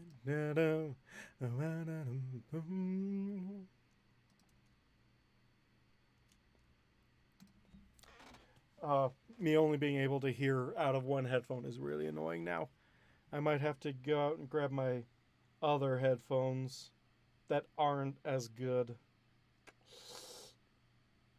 I'll suffer. And he's still singing 100%. I'll never stop singing because music is my soul. Carols are as much for all y'all as they are for me because I enjoy doing them that much. Anyway, let's go.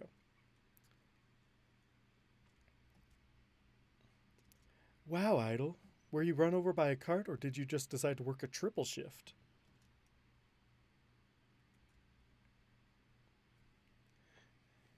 The department store Christmas display should be up in 2 weeks anyway. I sense the doom goose coming.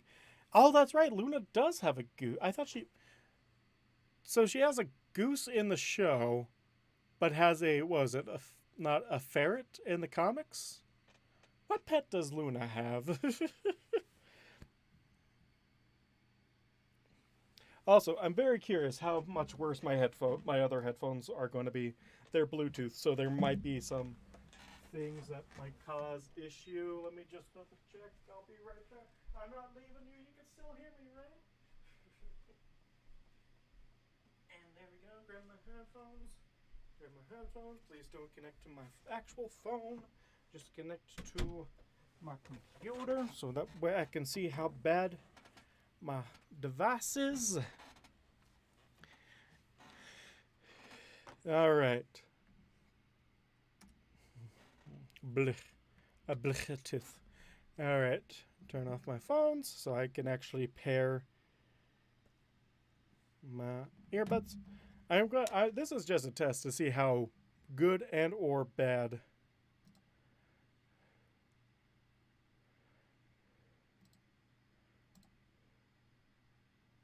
All right, they're connected. All right, let's see how much delay is from them. Have a good night, demo. Game live streams? I've been thinking about it. I have a couple of games I'd be very interested in playing. Can I hear myself through here? No? Oh well. It was a nice thought. I might not be able to use these new headphones anymore. I'm sad.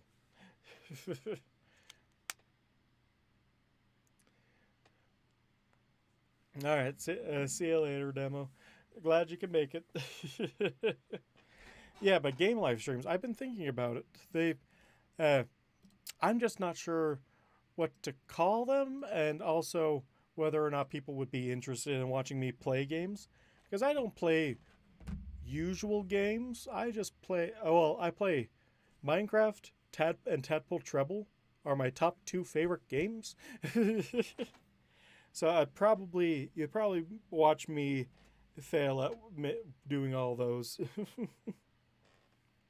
Oh, it's an opossum, not a ferret. There we go. Anyway, I'm going to do headphoneless, which means I can't monitor my audio as well. Sadness.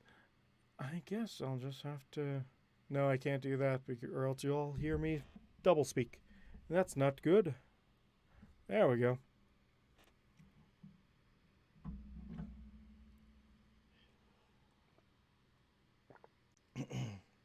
Fail and laugh at you.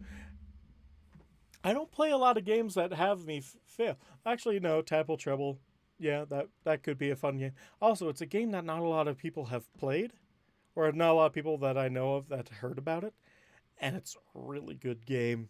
It's music based.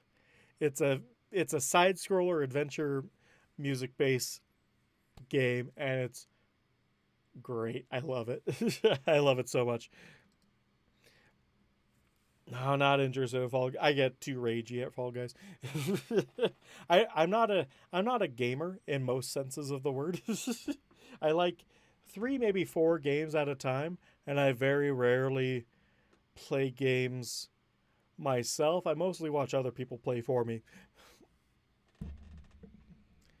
I have a PC, or I'm playing on my laptop right now. But my laptop is as good as my old PC. It's actually better than my old PC. So, it's my gaming laptop now. And that's actually what I'm running the stream off right now. Is my laptop. Wow, Idle. Were you run over by a cart, or did you just decide to work a triple shift? I need to make Moth Chaser more sassy. I think the voice I gave her is more sexy than sassy.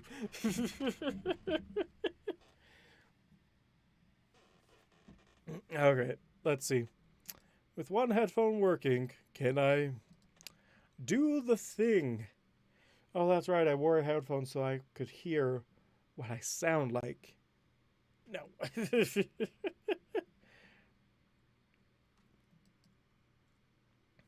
Wow, Idle. Wow, Idle. Wow. Wow, Idle. Wow, Idle. What do you do? She's legit concerned. Which is why Isle is less afraid of her. The thing is I made a very sexy voice for Moth Chaser, and now I don't know how to translate that voice into other emotions. When she's trying to be sexy, she scares him.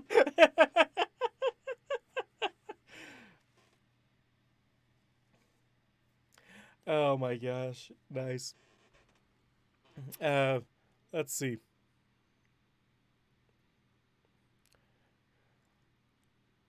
Let's see. How would this be read? Wow, Idle? Wow, Idle. Wow, Idle, were you run over by a cart, or did you just decide to work a triple shift? Try sound meh. I'll try sounding meh with a voice like this. Because this is Moth Chaser's voice. It's only very slightly different from Luna's voice.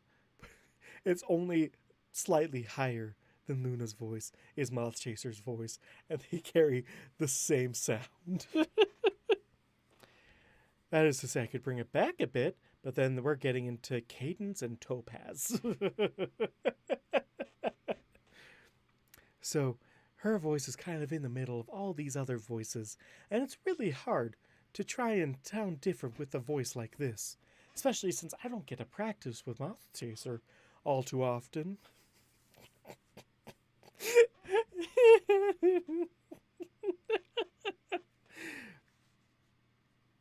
Oh my gosh. Is it? So, here we go. So, genuinely concerned. So, genuinely own the flirtiness of her voice.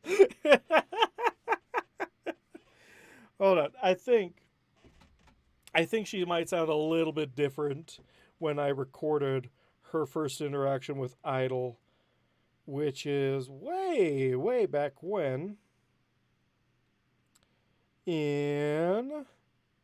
It's just after Morning Woods. Night with Princess Hood. No. Nope, not as far as Broken Clock. Or Vignette 1. Tone Deaf, maybe. On the Rocks, nope. Keep It Simple, Stupid, nope. Oh, it's... Military Cadence, probably?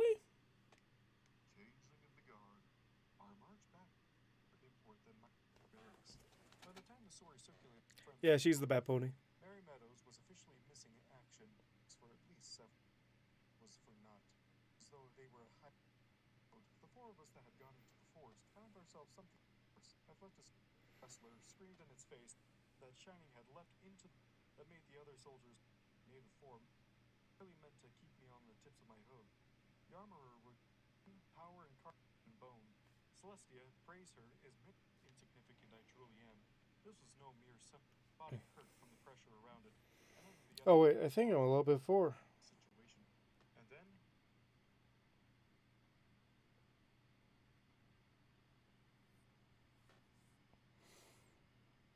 Is Moth Chaser's first appearance in Military Cadence, or is it slightly later? Now I have to search. Time to search my other book.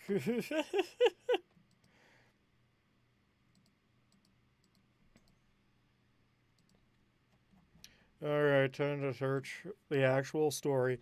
It's either Military Cadence, Hot Damn, not Final Boarding Call, I don't think. It could be Final Boarding Call.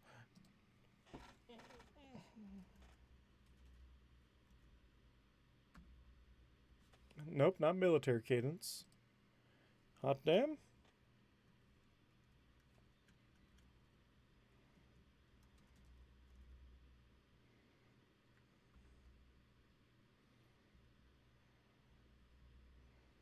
Oh no, that's when we meet Moth Chaser's mother.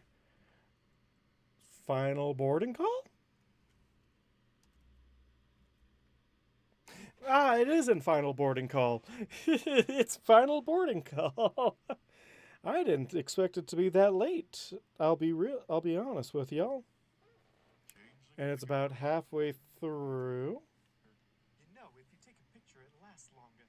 The great Did I give her an accent? Did I actually give her an accent? Oh no. Why did I do something so stupid? hook the Pegasi wings were capable of.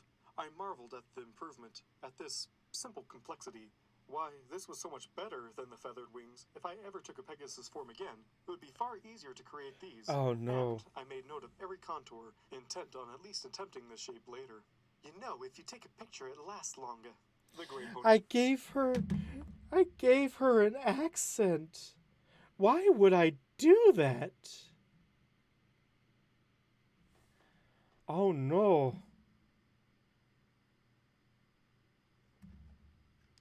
Why would I do that to myself? I can't do regular talking, let alone accents. Hey, comma, we're figuring out what the hell I got myself into with Moth Chaser. It was a very impressive contrast. I was startled by your wings. They are incredibly elegant. I had never imagined the like. May I see? Now she looked taken aback for some reason, and her face darkened as she spread her wings.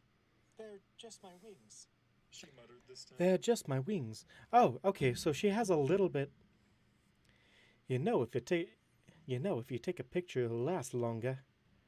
They're just my wings. Okay, I found Moth Chaser. I found Moth Chaser.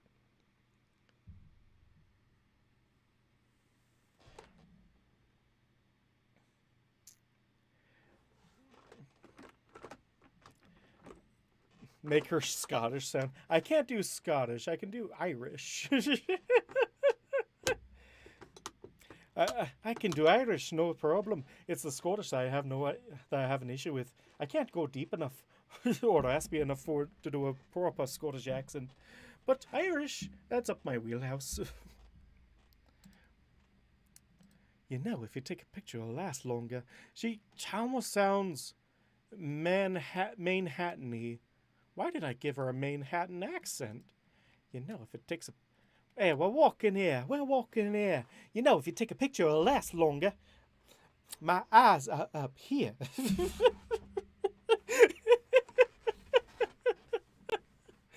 Oh, I can't do that to Moth Chaser. I can't make her Scottish. He will never let me live it down. A smooth criminal. Do, do, do, do, do, do, do. I don't know that. Is that a show? Movie? Search. Oh, it's a film fiction. Oh, okay.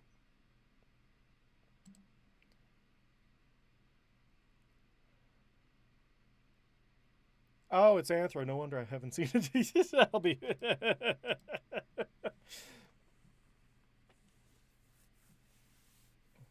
She's a Scottish bat pony. I can't do Scottish. I can barely do British.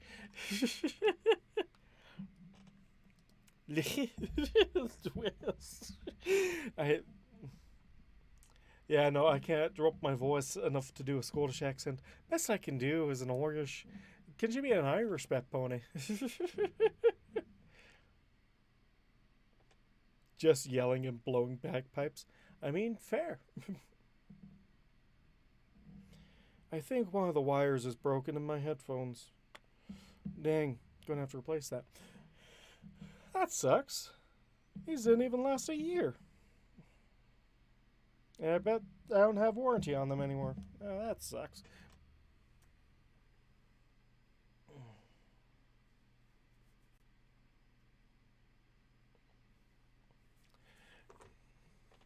You know, if you take a picture... Man, her voice is a lot higher than I thought it was going to be. But at least I have a proper moth chaser now.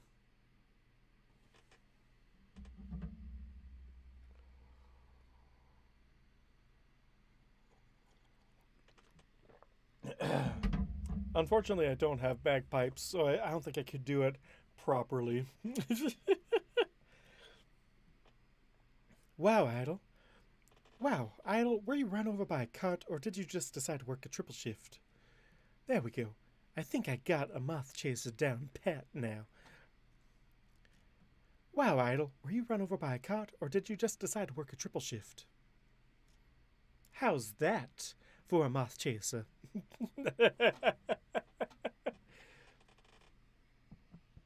Is that also Scottish? Is that also Southern sounding? Why is everyone Southern? Why did you...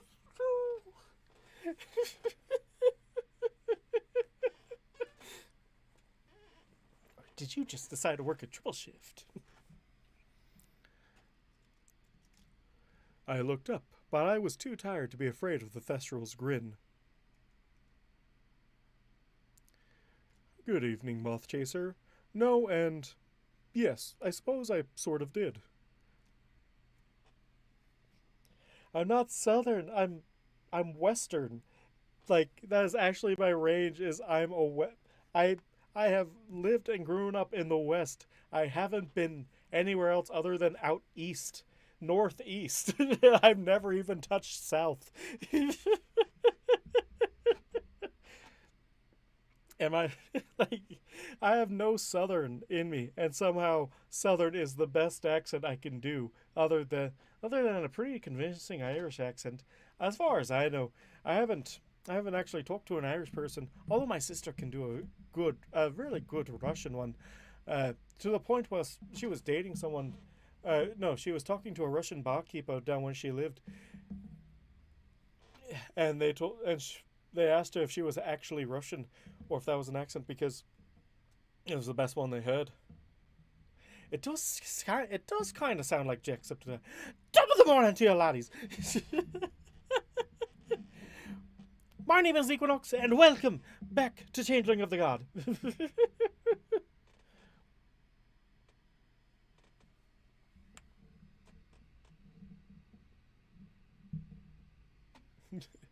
That was very. I do declare.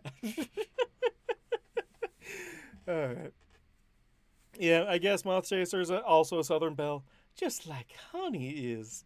We haven't seen Honey in ages. Oh yeah, he did one in Poppy Playtime too. I just went over to take a look at the door, and there was just some bloody thing under there. Tain't no man with 1,000 legs and 100 feet long. I love when Markiplier got to that part. He just couldn't stop laughing, and he's like, it's like they asked him to turn his Irish to 10. Could you give it all the Irish?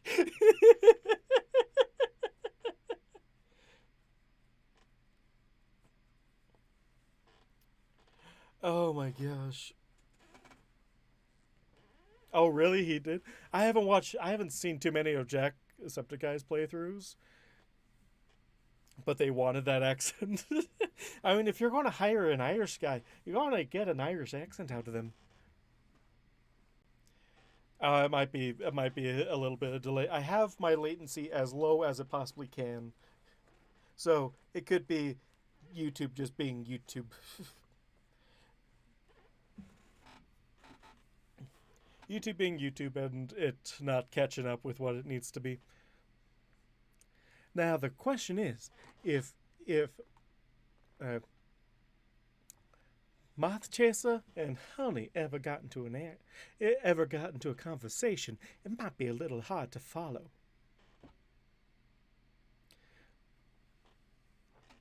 A Pony Jack voice. Top of the morning to you, laddies. My name is Jacksepticeye. I don't have his energy, in all honesty. And I did talk like this for like an entire stream one time. Jack Deproy. Jack Deproy. I have to look that up. Are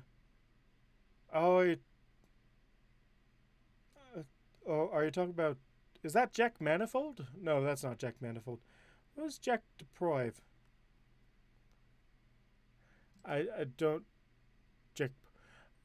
I don't know who the voices you're talking about. If you're talking about Jacksepticeye, then yes, I do know what you're talking about. If you're talking about, there's a lot of Jacks in fiction. There's Jack from BioShock. There's also Jack from, what's his face? Oh, Handsome Jack.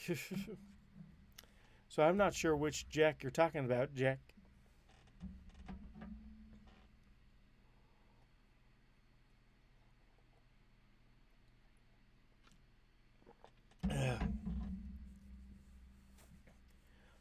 Let me know.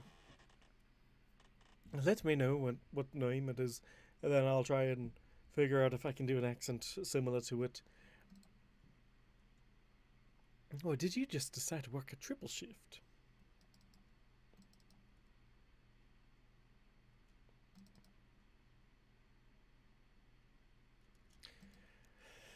Were you run over by a cart? There we go. Yeah, Jack. Oh my gosh, could you imagine if I gave Pony Joe an Irish accent? I don't think we've seen Pony Joe in this story yet, so it could be. I'll save that for a future reference. I think I have given someone an Irish accent. I can't remember who, though. Did I give Lord Deface an Irish accent? I don't know. I could have. It could be a possible thing that might have happened.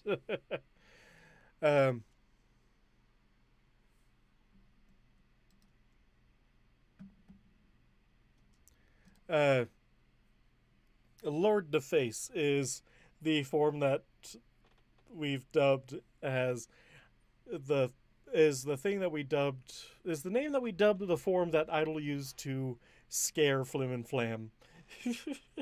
And we have called him Lord Deface because his face split in half from smiling. Is that a smile?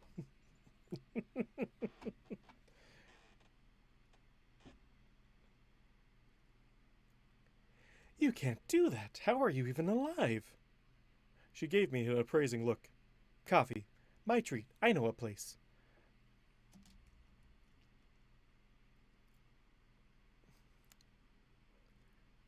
You can't do that. How are you even alive? She gave me an appraising look. Coffee. My treat. I know a place. She waved at the other Thestrals, several of whom looked at me with some concern. Pony Joe's, I agreed automatically. Meh, Pony Joe's is rookie tier. Come on, it's on my way home. It is this chapter. I had to re-record this chapter because I haven't. Because my computer decided to yeet this into the cyberverse and I have no idea where it went.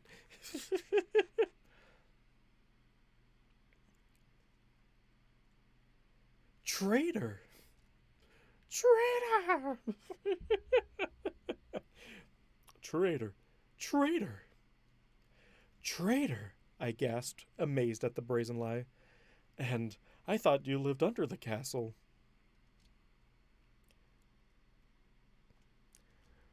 Pony... Joe has some good coffee, sure, but if you want great coffee, you come with me.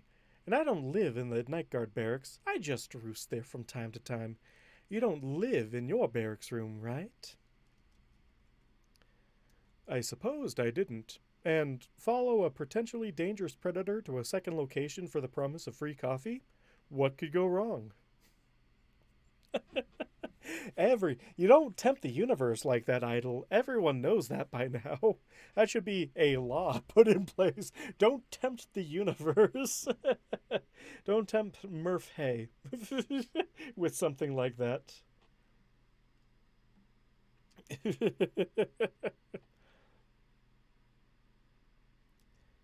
Hey, Hooves, did you really polish that statue of Discord in the garden today? And totally ignore Princess Celestia and a bunch of gods? Yes, I think I might have. She gave a screechy laugh, delighted. You're a wild stallion, Idol.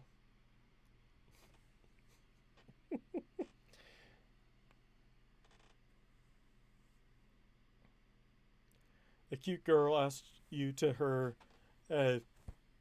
place. What do you think I should do?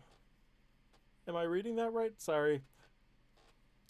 I know autocorrect is terrible sometimes.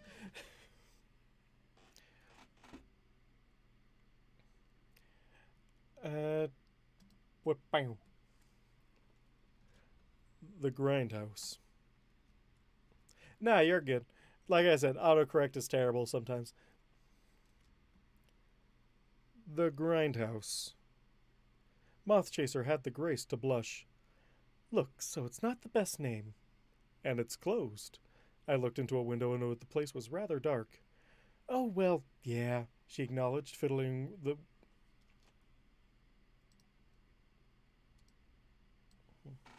Oh, well, yeah. Oh, well, yeah, she acknowledged, fiddling with the door with her wings. Quarter turn and open. Did you just break in?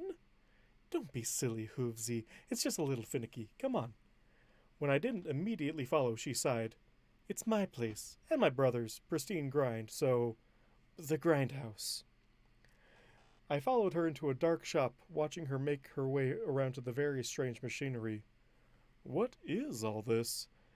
We've got espresso, cappuccino, and macchiato.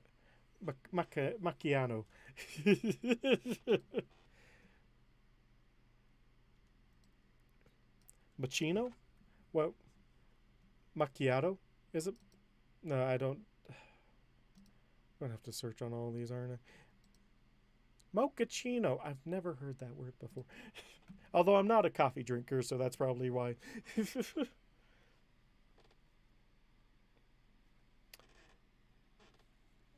She asked a cute bat to her house, and she flirty. Why would you say no? I have voiced her brother before in a previous live stream, but in the canon released episodes, no, I have not voiced Pristine yet.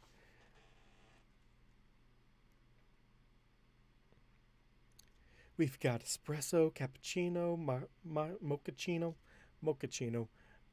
Oh, gosh, mochaccino. All right. We got espresso, cappuccino, mochaccino makers, and over there we got a bobler. A bobler. Bobler?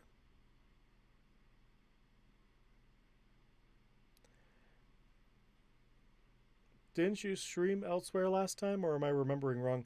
No, I usually stick to YouTube. Also, welcome, Seth. I usually stick to YouTube just because, uh, like, there's not really all the other streaming platforms are not really suited to these more quieter kinds of streams. Also, YouTube is where all my stuff is, so I kind of just like keeping it all in one place. Uh, yeah, I think I've only been on YouTube. I've I long time ago, like 7 or so years ago, I used to stream on Picardo, and I've joined a friend of mine on his streams over on Twitch and on YouTube as well, but I don't think recently. Where's Pony Italy for all these dumb coffee names to come from? Well, if like looking at the world map of MLP, like the entirety main continent of Equestria just kind of looks like America and Canada.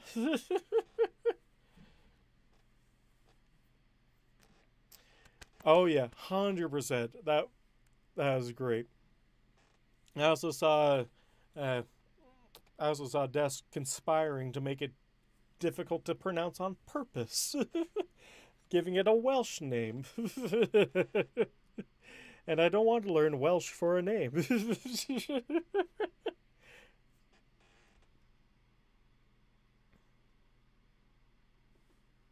All right, where did I leave off? Okay, so I haven't. We got espresso, cappuccino, and mochaccino. Mochaccino. I've never heard of a mochaccino, but I'm guessing it has. Uh, but I'm guessing it has cocoa in it, because I think ma- macchiatos have something like that, or is macchiatos the same as a mochaccino? I don't know. We got we got espresso, cappuccino, mochaccino makers, cappuccino, cappuccino. Yeah, it's definitely cappuccino. I question myself because these words start sounding fake. Oh, I've seen that. It's really fun. There's also a town called Brony. I can't remember where it is though. We got espresso, cappuccino, and mochaccino makers, and over there we got a bobler. She counted the device off as she turned them on, and soon the building began to smell of freshly ground coffee. The last just shook. I wasn't sure what to make of it. What? Bobler. It makes boba tea. Amazingly, that is not exceptionally helpful. What is a boba? Never had boba tea either.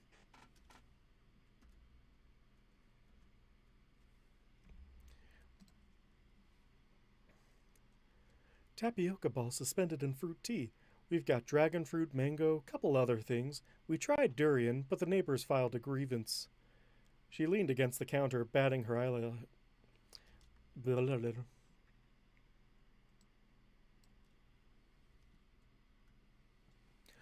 Really? Interesting. It's called a bubbler? Why is it called a bobla? A bobla.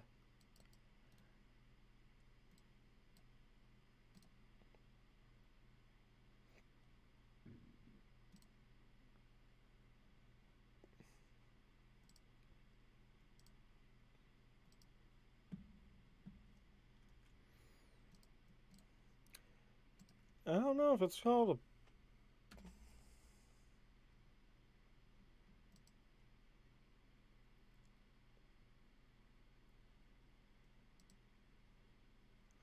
bobler. Bubbler.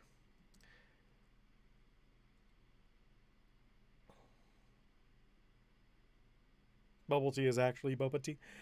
Yeah. Um, there we go. Something went wrong. Uh, well, there are cows in Equestria, and from what they are also all located on Applejack's farm where they also live, as well as some pigs as well. So there's a lot of interesting practices for that are questionable if you look at them closer. Sentient cows, you got sentient pigs as well. And I don't know what they're doing for sentient pigs other than maybe looking for truffle.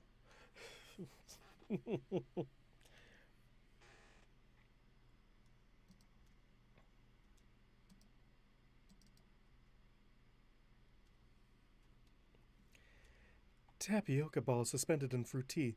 We've got dragon fruit, mango, couple other things. We tried durian, but the neighbors filed a grievance. She leaned against the counter, batting her eyelashes. So, what's your pleasure? I eyed the complicated list on the wall. House special? Coming right up. She adjusted several valves with her wings, peered at them carefully, nodded, then vaulted back over the counter. Quickly, I realized that a Pegasus would never be as agile. It would never be as agile in this kitchen.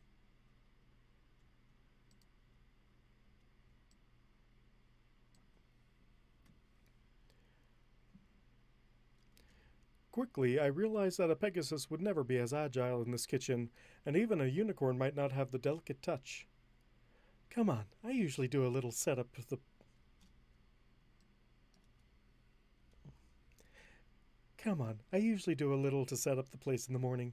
Promise you'll get your coffee. Might even throw in a boba to sweeten the deal. She winked at me, heading towards a table. I tried to follow, but whether it was simple exhaustion or something sticky on the floor, I missed my step and tumbled into her, knocking us both to the ground.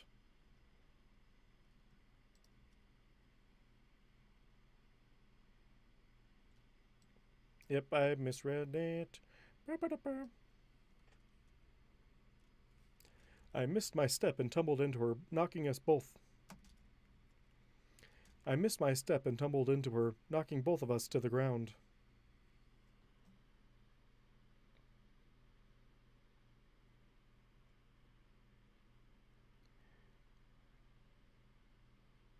They threw in some blindfolds for free. Oh my gosh. So, interesting thing about basilisks in Harry Potter canon, they should be a lot less rare than they are because they are very easy to make. It's a chicken egg hatched underneath a toad. Toads are very common in Harry Potter, and chicken eggs are even more common. So how are basilisks not more of a thing?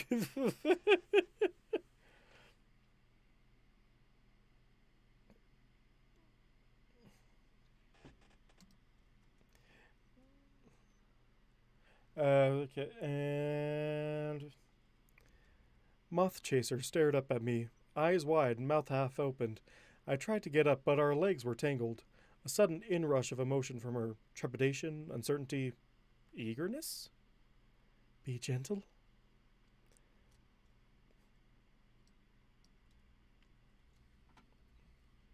Be gentle?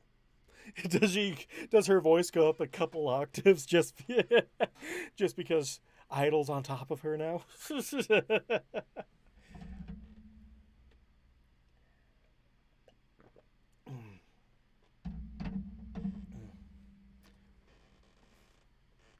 Be gentle?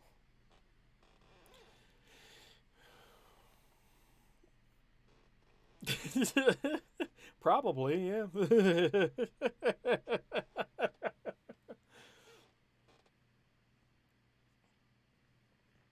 Though they really, uh, the way that she's described in the books isn't how she looks in the movies. The way that the actress plays her is just perfect. It's so perfect that I hate it. That I hate how perfect it is.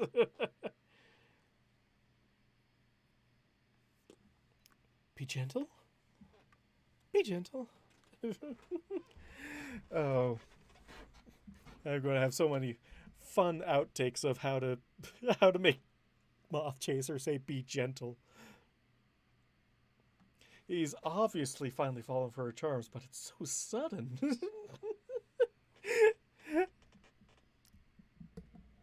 She seeks to be gentle, but then she whips her brother for in the same paragraph for interrupting her special Sally in time. She finally got Idol right where she wants him. Oh my gosh.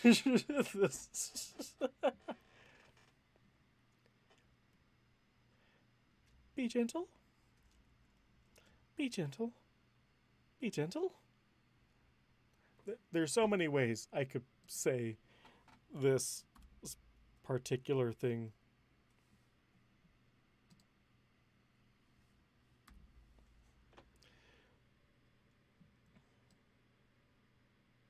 Making coffee for friend gone wrong. Yeah.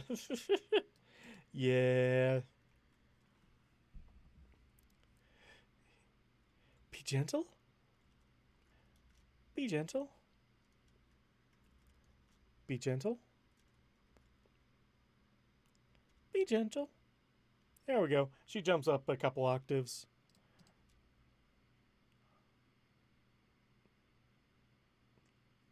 Yeah. It squeaks a little bit. I like it.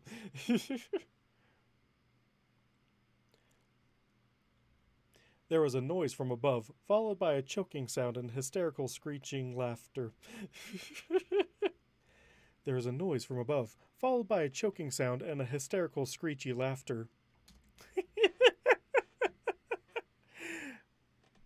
I still want to know what would happen if Idol visited Sunset's Isekai. I would assume that what would happen is that Idol becomes like a hall monitor. Because anyone that goes through the portal gets kind of aged down to be high school age. So he would probably be a hall monitor, if anything.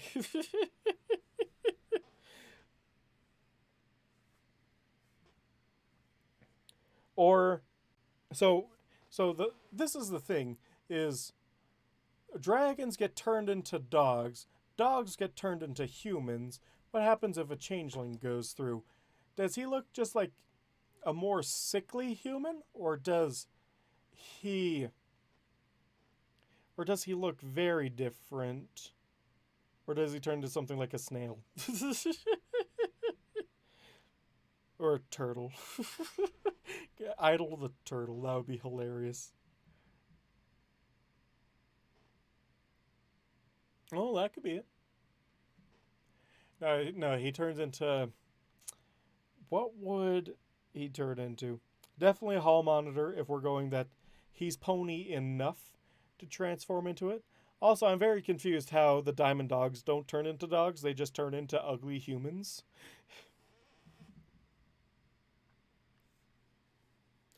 He would probably fit right in at Crystal Prep. Let's be real. Or there could be a third boarding school that's run by Chrysalis. That's the Hive.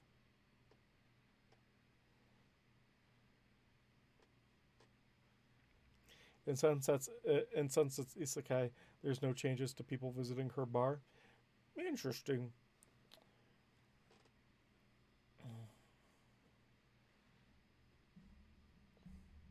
He transforms into something that's distinctly human, but not quite. I don't know. Yeah, he'd be a cat. That's what changelings would turn into, as cats. They are around humans for affection and survival, but they also don't want anything to do with with their humans at the same time. Changelings would totally be cats. Oh my gosh. Ooh, chocolate is good. Yeah, if 100%. V, write that down. Idol would turn into a cat if he visited the human world. Or a hall monitor.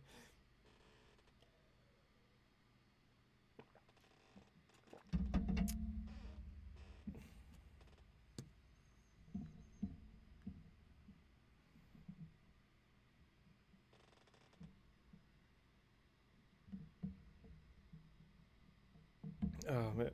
Oop, oop, oop. Trying to get sound to come through. Yep, a wire broke in my headphones. I'm sad now. But let's go. Oh yeah, I gotta do a embarrassed but absolutely furious moth chaser now.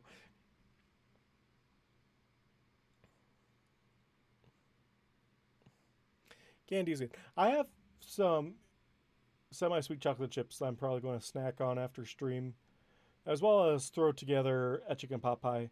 I learned that making chicken pot pies are like 20,000 times easier if you do them in an instant pot. You just you throw in a frozen chicken breast, the potatoes and the carrots, and then you top it off with water. Done in 20 minutes. It's great. 4 minutes on high. That high pressure really gets it going, and it's really good. Pot pies are so good, though. They're so good.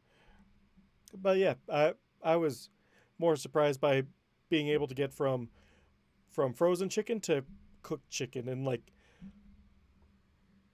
less than 15 minutes. Popcorn or pizza rolls? Popcorn, 100%. I don't have either at the moment. Pizza rolls, I never had them as a kid, but having them as an adult, I can be like, they are good, but not as good as the hype around them are, because they are never a good temperature for eating at. Whereas popcorn, you can eat that right out of the microwave, and it's good. And it's good for eating right then and there. So, 100% popcorn for me.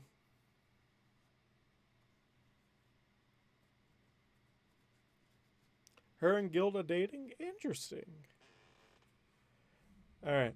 Now let's see if I can actually do a moth chaser yelling at Pristine for ruining her moment like that.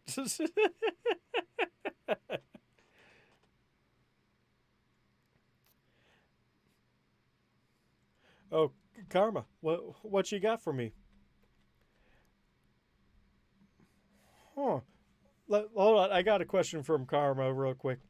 Suddenly, on Christmas, you got a PC made of pulsating flesh, blood, and bone with all the normal ports. It has 1,000 times more computing power than your current PC, but you have to feed it with a rat once a month. How would you react to it?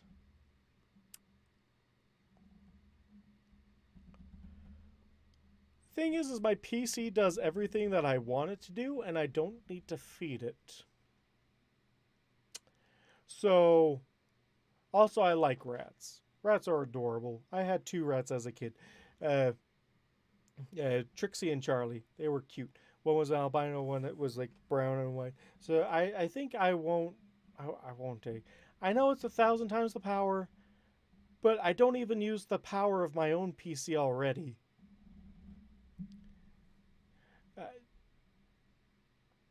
I don't use the full encompassing power of my PC already because I just stream and play Minecraft on it, and I don't do anything else with it.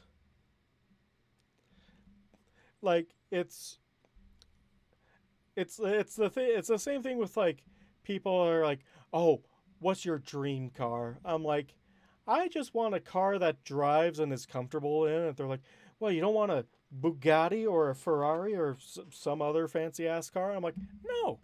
I don't need to spend that much on a car. I don't need a car that goes 1,000 times the speed as my current car because I'm never going to hit that, and I don't care for that."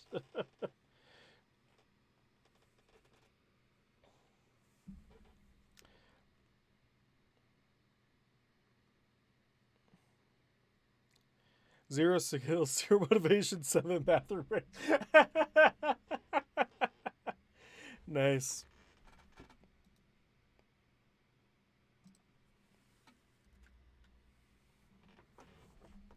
Welcome, John. Welcome. Welcome, Nemo. Actually, no. Nemo, Azrael, Aster. Welcome, Aster. Yeah, we call each other by. I call you by so many different names, so I have to remember which one. It has been a while. Yeah, I work nights now, so I get like your voice messages like hours uh, later, and by the time I actually get them, you're usually asleep. Everyone's usually asleep, so I'm like, I'm not going to bother him.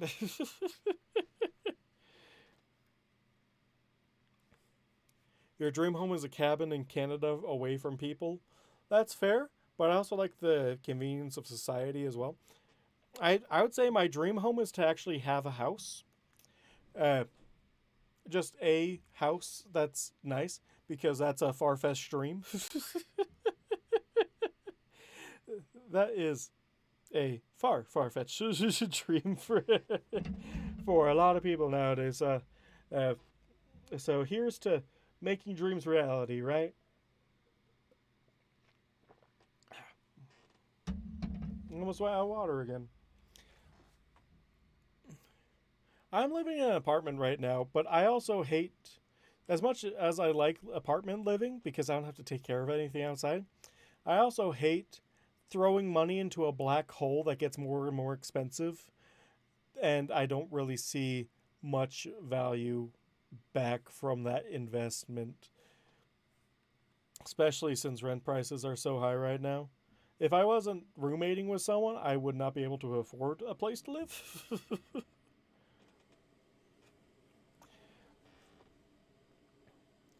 If Al really wanted to drain his bank account, all he had to do was buy a bunch of houses, then give them away. He could give them away, but then uh, I would assume that there'd be some. There has to be something along those lines that he would immediately make more money back.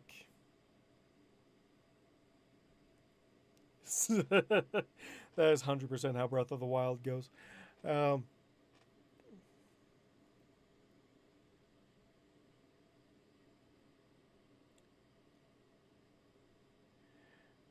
my rent is, let's see, my half of the rent is 630 a month, and 175. That's so cheap. I love how cheap that apartment is. Uh, like that is a super deal. Like I had a 1 bedroom 3 years ago, and it was 900. It was like the cheapest thing I could find in my city. Uh, have a good night, Aster. See you later. Yeah, we'll talk. We'll talk later.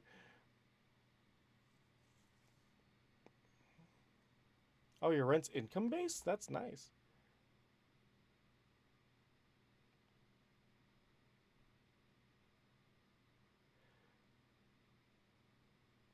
It's not a scam. It's housing prices. Like uh, the only apartments are in cities, and city living is expensive. So yeah, the cheapest places around here that aren't like literally falling apart, you're going to be paying at least $900 uh, plus for it. I think now that the price for that apartment has gone up to 1,200. Like it's as much as my 2 bedroom is now. They're like I split with my roommate, and even then, it's like 13. I have it pulled up right here. Actually, I was just paying rent like 2 minutes ago, so I actually have it pulled up. Um, yeah, our rent right now is 1260, and that's a really good steal because he's been living here for like 7 or 8 years, and I'm just hopping in on his cheap rent.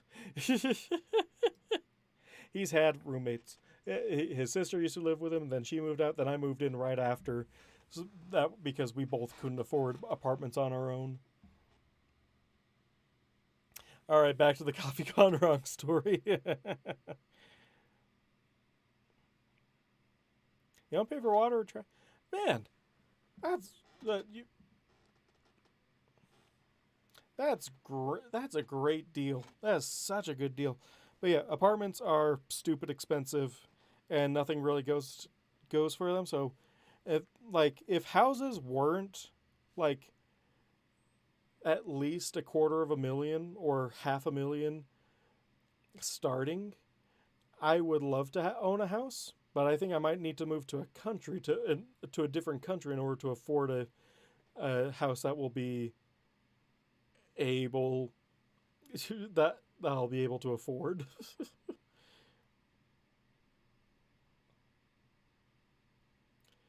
uh, Motels are super expensive too. Yeah, I'm 20. I keep forgetting how old I am because I don't really pay attention except for around my birthday, which passed a few months ago. It's yeah, I think I'm 25 now. So, but yeah, housing over here is so expensive. Uh, Mostly because all the people from California are buying up all the cheap land in Utah because it's too expensive in California.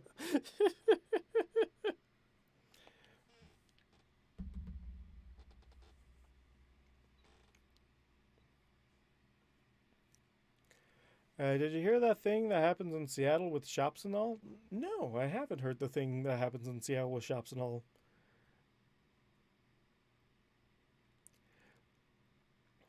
You'd swear I'd be much younger. Same thing with Astor. There's a joke that there's a joke going around my friend group, around our friend group that uh, someone needs to be the chaperone for him, even though he's like the oldest one. he just has he's just so he just has such a young uh, he just looks really young that to the point where we're all just like he is like 18 at most.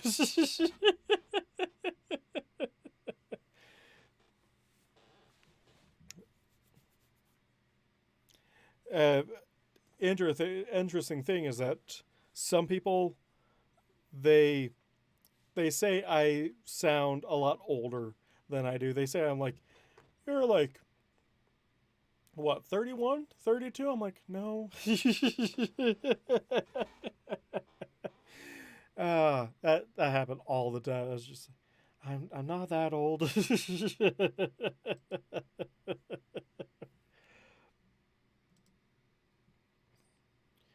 But it helps when you're trying to get something and people just assume that you're older just because of how deep your sound is.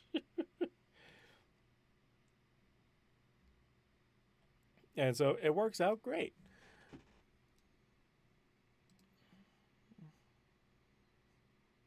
When I was 20, you were walking to Walmart for a neighbor and you got stopped by a cop asking why you weren't in school. Oh my gosh, that's hilarious.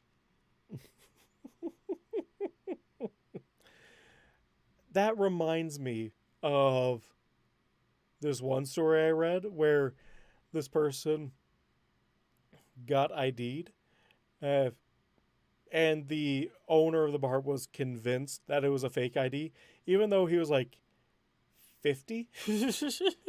He like, or like maybe not that old, but he was like 40, 30 or 40 or something like that, and they were absolutely convinced that it was a fake ID and refused to give it back to him. And then he refused to leave without his ID because that's his driver's license. And then they called the cops, and the cops was just like, "Give him back his ID."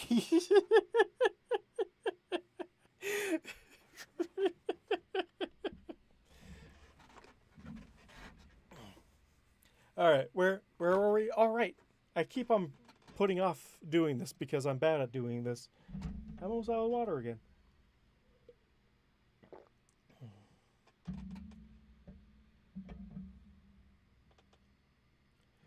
Uh, Yeah, beach it.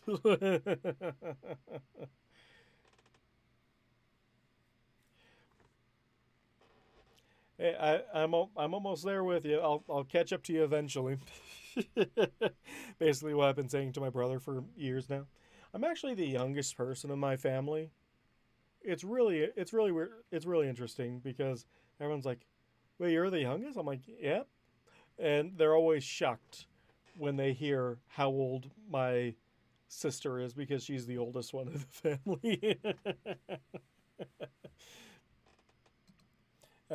But I'll leave that for later after I finish this chapter because it's literally 2 paragraphs left.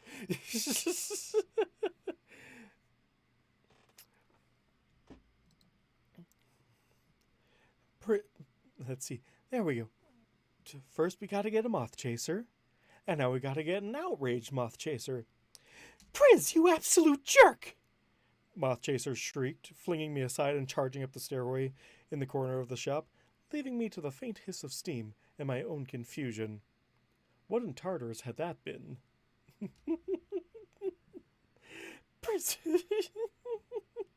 I clipped. Oh well.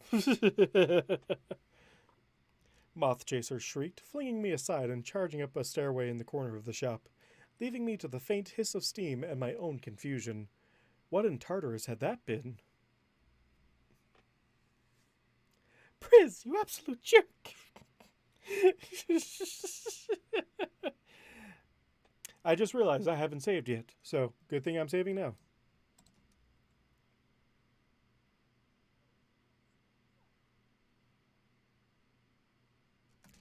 Yeah, I think I'll keep that. I'm happy with that. That's a fun one. Which means we're finally done with cold brew. It only took 3 hours.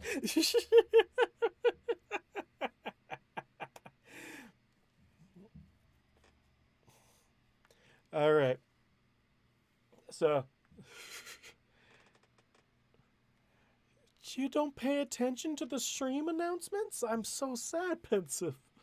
You make me sad. Uh,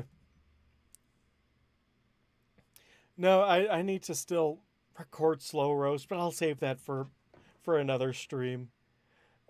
Yes, soon-ish. Soon-ish TM. It really all depends on when I can get my butt into the chair to edit this down, because I'm great at recording but terrible at editing because it's so boring.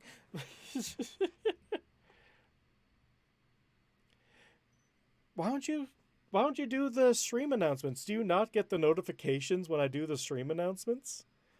Uh,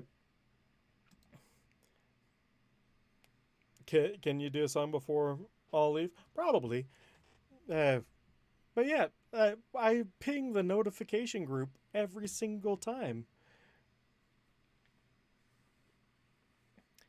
There's a pin in the stream announcements. Or no, there's not a pin? How do you... How do you do the stream announcement things? He's... There is a way to do stream announcements, and V has talked about it a couple of times. I can't remember when it was.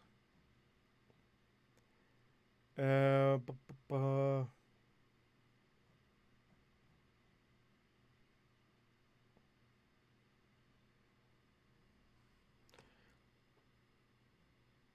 Let's see. Where is that code? It's been a while. Yeah, it's been, and it's not pinned, so I don't know where it could have gone. Oh, here we go. It's pinned in the live stream related chat. You have to do SB roll live stream notification group in quotes, and then you'll be notified whenever I do the live stream notification. I'll do it. I'll do in the live stream. I'll just copy paste. Should I do it in general? I'll probably do it in general just so people can see it. if you don't want to miss.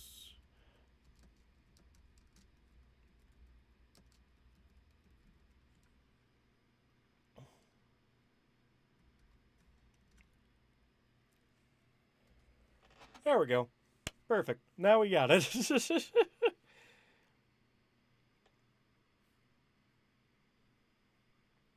Oh, I haven't. I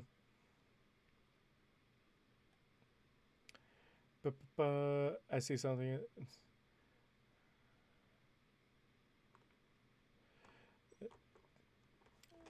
You almost got 300 subs? Yeah, I don't know how I keep gaining subs. I haven't posted anything since Christmas.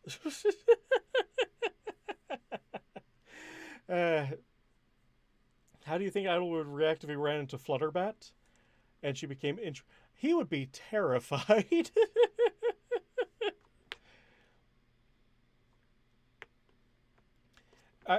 Flutters isn't into Idol, but just seeing another bat, a more feral bat than the regular Thestrals, he would be terrified. I would imagine that some shenanigans would occur where he would somehow get covered in apple juice before said thing to make it all the more awkward. Or that thing happens again when an apple gets skewered onto his horn.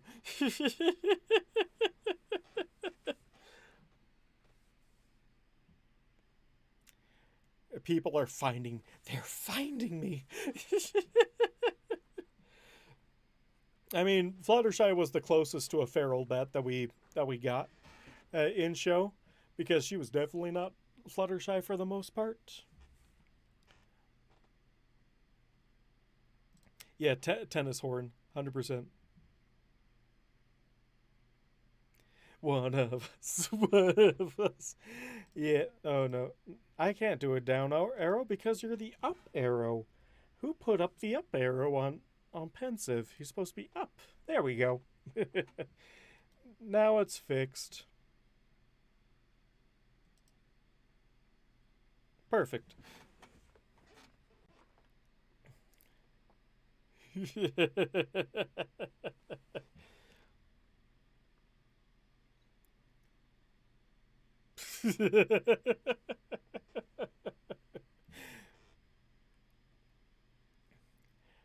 All right, sounds. Oops, I can actually do some minor editing right here and now if I can remember.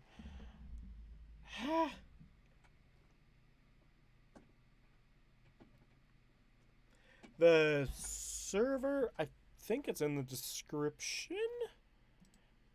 Have I put in the description of all my streams yet? I can't remember if I have. Let me double check something. Yes, I haven't updated a lot of things in a long time, so a lot of things could be wrong. Yep, the Discord link is in the description for anyone and everyone to join.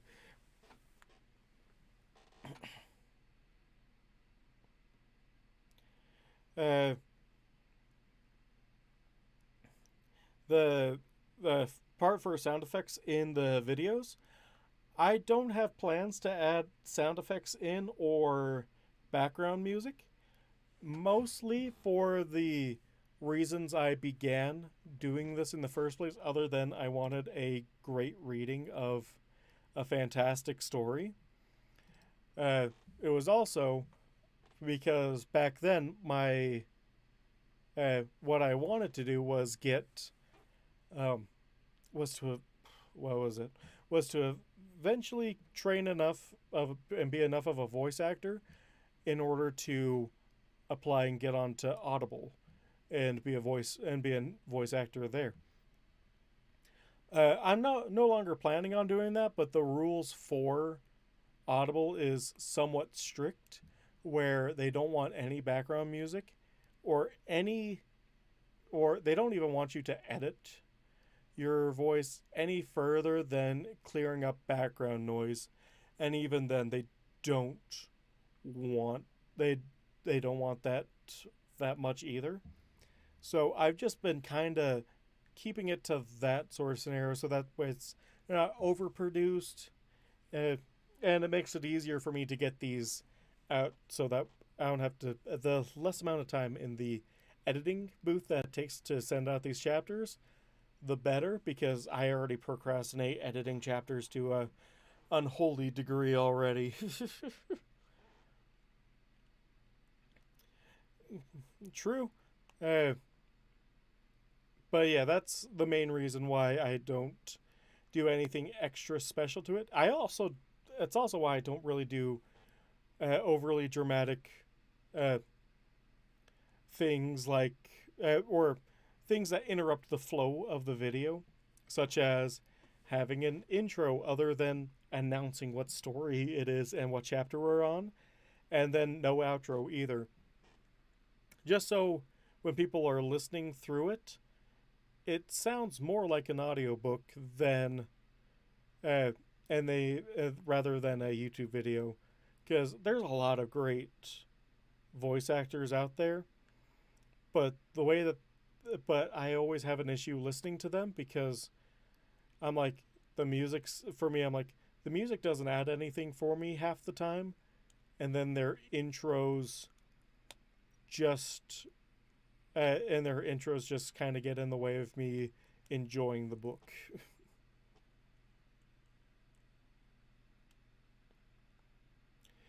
Yeah, like, if I eventually apply to be an audio voice actor, fantastic, but I learned a while ago I should probably not turn my hobbies into work, because then I immediately lose all interest in doing it, unfortunately.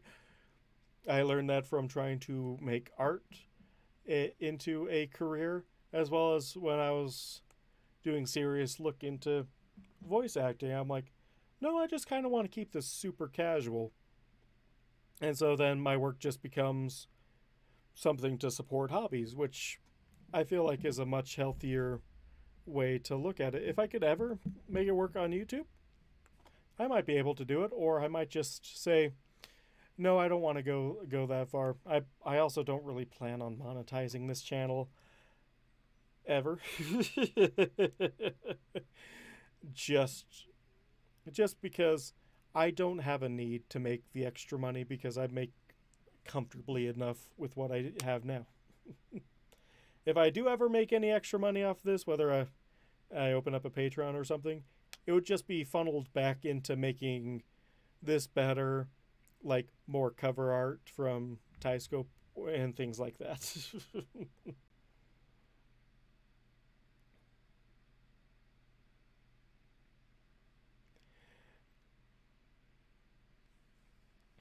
I could, but also at the same time, I have really great imposter syndrome when it comes to this, because I'm like, when it comes to this story, and I know it's irrational, but it's still there all the same, because I'm like, I don't want to make money off of V Drake's hard work, because I'm just reading what he's actually put time and effort into.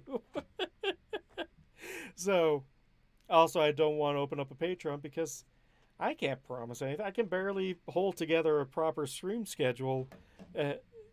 You've seen how good I can offer a proper stream schedule, let alone offer rewards for supporting me, other than just here's a tip jar. But it, like, if a Patreon something comes on down the line, maybe I've thought about it, but at the same time, like, nah, this is VJ's. This is VJ. Who is VJ? I don't know who that is. It's V's story, and if anyone deserves all the credit, it's them. They deserve all the money that they make from it.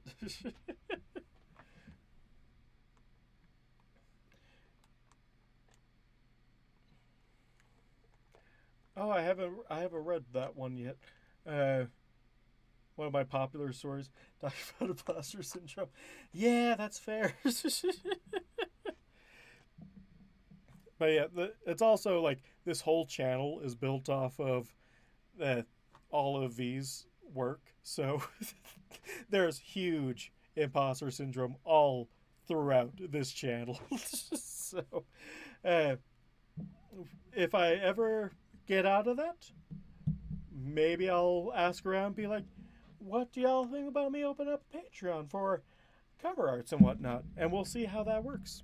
Because I don't know if I could offer something as like exclusive peek previews to the next chapter, because I generally edit a chapter and release it like the same night, like 2 hours after I edit it. So there's not much I can offer other than what Pet Foolery does, and it's just like donate $1, and I appreciate it. uh, but yeah, that's about it. Okay.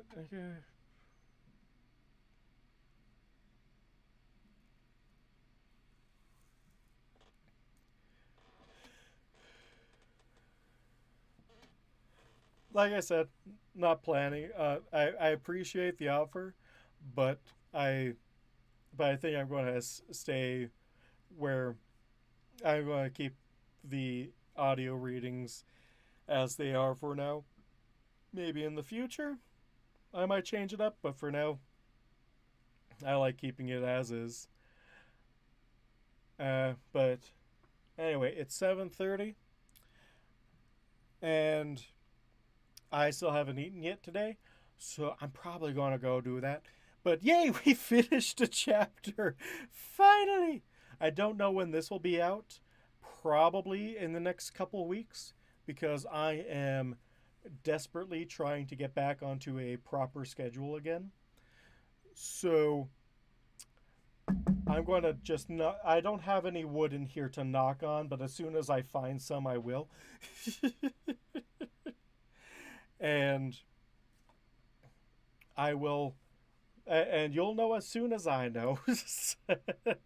So thank y'all for coming out. Y'all make you make all of this possible.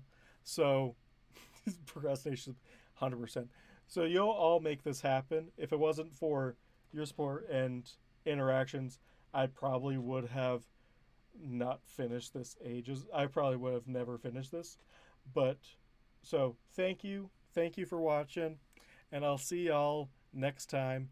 Have a good night, everyone. And I'll see you later.